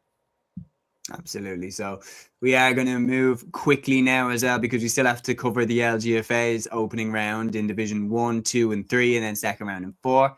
So what I'm going to do is recap on the results from Division 2, 3 and 4 in the hurling, and then we'll move on. So Division 2 in the hurling saw Meath beat London 120 to 110. Kerry hammered Derry 523 to 12 points. And Laois hammered Mayo 623 to 12 points. In Division 3's round 1, Armagh lost to Louth at home 120 to 115. Roscommon beat Wicklow 215 to 116. And Donegal hammered Tyrone 323 to 118. Donegal hurling continues to be on an upward trajectory, while in Division 4, Cavan beat Warwickshire 313 to 113. Sligo hammered Monaghan 220 to 8 points away from home, and Longford beat Leitrim away from home 217 to 20 points. And those are the opening rounds in Divisions 2, 3 and 4. And now we move on to the final code from the weekend. The LGFA, the little LGFA leagues, did not kick off this weekend for the whole divisions, but they did kick off for Divisions 1, 2 and 3. And Aaron, we lost again this weekend. We're going to jump into that game. And this was the game that everybody had their eye on, without question. Dublin and Kerry in the opening round at Round Towers, Clondalkin, and it had to be moved here because the conditions around all the grounds in Dublin, hardly any pitches were playable. But Kerry, for them, this is a massive start to the league campaign for Kerry. Going away to the All-Ireland champions, beating them by 6 points. And trust me, the conditions in this game were appalling. It was it was one of the worst days for Gaelic football you could imagine. And Kerry, through sheer grit and determination and the brilliance of players like Sheaffer O'Shea, get over the line and get a crucial, crucial win. Liam, there's no question about it. When you're looking at how things could shape up at the end of the campaign, this is a big, big start for Kerry. Yeah, and I sort of felt sorry for the players, just more so the conditions yesterday. Jesus, all their jerseys after about 15 minutes were absolutely destroyed, and the ground was probably destroyed as well. But I also admire them because they went out there, and I actually think for the conditions that they were playing in, this was a very good game of football, to be honest with you. And they put a lot of heart and soul into this game as well, both teams. But yeah, look, I was very impressed with Kerry. I thought they played some really, really good football, especially in the first half. They were taking their scores really, really well. A lot of quick hand passing as well. Like, look, Dublin at the end of the day, they're all Ireland champions, so it's probably going to take them maybe even a game or two to get themselves fully ready for the league campaign. Probably no different to maybe thinking we're tipped slow to start against Galway, you know, in that sort of way. Maybe Kerry today against Roscommon. Dublin could be the exact same. Galway could be the same in the Camogie next month. But yeah, overall, I thought Kerry played a really good game of football. They tried out a lot of new players as well. And like you mentioned there, Siofra O'Shea, I mean, sure, what more can you say about her? I think she's one of the best footballers in the country, and I'll still maintain, had Kerry gone on and won the All-Ireland last year, I'd say she probably would have won the footballer of the year, to be honest with you, the ladies footballer of the year. But you had Daniela O'Leary scoring 2 points in this game. You had O'Connell scoring a point, Lucy getting the goal for them, which was a very, very good goal as well. But yeah, overall a good performance from Kerry. They'll take a lot of positive from it going up to Dublin and taking the opening points for Dublin. I wouldn't be stressing about it too much. I still think there was some good performers in there from across the park. Like, it was a very tricky game to play for the two of them. You know, it was horrible conditions. The ball was, I'd say, like a rock at half the time, to be honest with you. But I think overall, for the conditions that the game was played in, I think it was a very good performance. And Kerry were just that little bit more clinical, I would say, over the 60 minutes that was played. So good start for Kerry. Absolutely. And again, another team making a fantastic start was Waterford. What a result for Waterford, going away to Armagh 2-14 to 8 points in the athletic grounds to open up their league campaign. Now, looking through the team sheet, some big hitters for Armagh were missing. No Amy Mackin, she didn't play in this game. No Braheen Mackin, no Caroline O'Hanlon. But the reality is, like, Aaron, it's still an incredible win. Goal from Trastany Crottig, a goal from Chloe Fennell. You've got 5 points there from Anya O'Neill, 2 points from Breed McMaul, Lauren McGregor getting on the score sheet as well. And interesting enough for Waterford, Emma Murray started this game a wing back on the team sheet, and Kellyanne Hogan came in off the bench and got 2 points as well. They're two players that officially play down in the AFLW for Waterford, yet they are returning and playing in the league, which tells me that the project being built in Waterford, it's pretty damn exciting. And starting off your campaign with a win like that against a side like Armagh, who were in the Division 1 final last year, it's a hell of a statement. It is. It's very impressive from a Waterford perspective. Like, to go there and win the game by, 12 points in the end, especially, how good Armagh have been in recent seasons and getting to the Division 1 final and everything else in recent years. So, but yeah, very impressive from Waterford, as we were saying. Anya O'Neill with 5 points. She was very impressive. Claire Walsh with 2 as well. Chloe Fennell with 1-1. And like Waterford, to be fair, they've been one of them teams that they've been knocking on the door in recent seasons. Like, they've been one of those sides that have been pushing. And Waterford probably seen teams like Armagh, like Kildare, like Meath as well, who've made that step up and have made that step up a lot quicker than maybe Waterford have. Do you know what I mean? In terms of getting up the ladder. So I think that's maybe the next step for Waterford now. Can they actually compete for a Munster title, for a league, or maybe be an outside shot at an All-Ireland? So very impressive stuff for Waterford. It's a very, very good start to the league campaign for them, without question. Another team that we highlighted to have a good league was Galway. And Matthew, like, when you look at this result, actually, no, I'll give this one to Liam because you have the Cork one to come after. But Liam, Galway 16 points, Meath 8 points in Gael Column Kill GAA. For Galway to start off their league campaign going away to Meath and beating them by double scores, we've all picked Galway to finish in the top 2 of the league. It's for a reason. I didn't. I predicted Waterford and Dublin. Waterford and Dublin. Dublin then, aren't you? Well, I'm regretting the Dublin one now. I can tell you that. No, listen. But no, look, it's a great performance from Galway.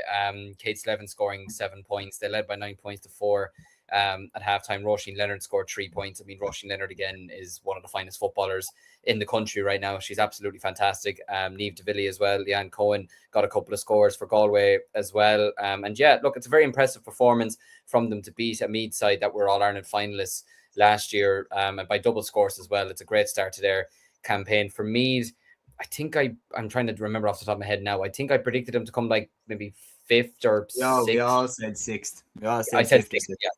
Yeah, I said 6th. So, and it's nothing even against them. I just think they're going to struggle in the league this year. I still think they could be potential contenders later on in the year to win the Leinster, win the All-Ireland potentially.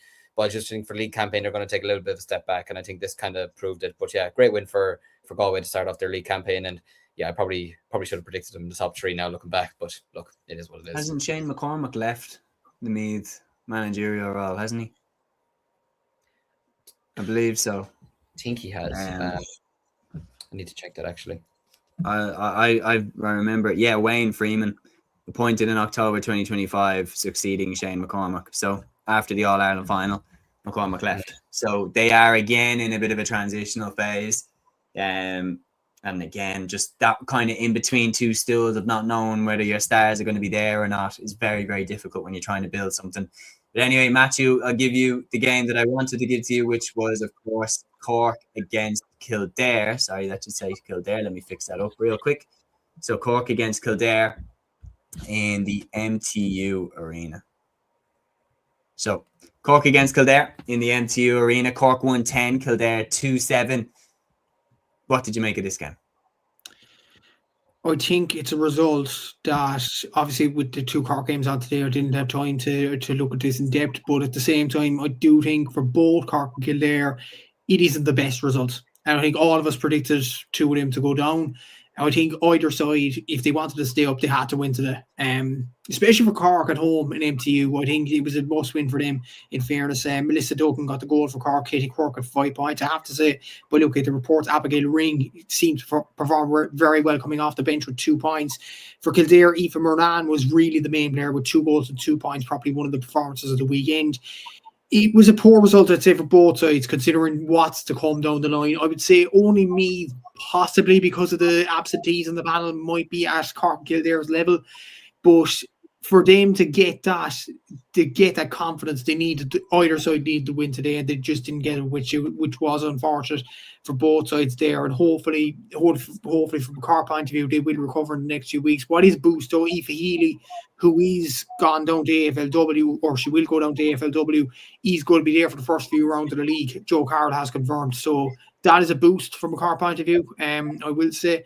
And yeah, it was a bad result for both sides today, but I'm sure there are positives that both can take. Just on the Galway Meath game as well, it is an important milestone to mention. The first ever Division 1 2-pointer by Kate Slevin. As Liam mentioned, she got 7 points, and according to Scorpio, she got a 2-pointer too. So well done to Kate Slevin. She is the first of, I hope, many 2-pointers in the LGFA. In Division 1, sorry. Great point. Yeah, that is Division 1 recapped. We're now going to run through the rest of the divisions and try get this done before 2 hours, lads. It's kind of my fault. I've been dragging it out a little bit, but we'll run through the rest of the results. So Division 2's round 1, Cavan and Mayo drew 1-13 apiece. Donegal beat Westmeath 2-11 to 1-6. Wexford lost to Tipperary 2-12-2-9. And Tyrone hammered Monaghan 7 goals and 11 points to 11 points, and that was in Monaghan's backyard. Division 3's round 1 then. Antrim beat Clare by 3 goals and 15 points to a goal and 9 points. Laois and Fermanagh drew 3 goals and 13 points apiece. And Roscommon beat Limerick by 3 goals and 6 points to 8 points.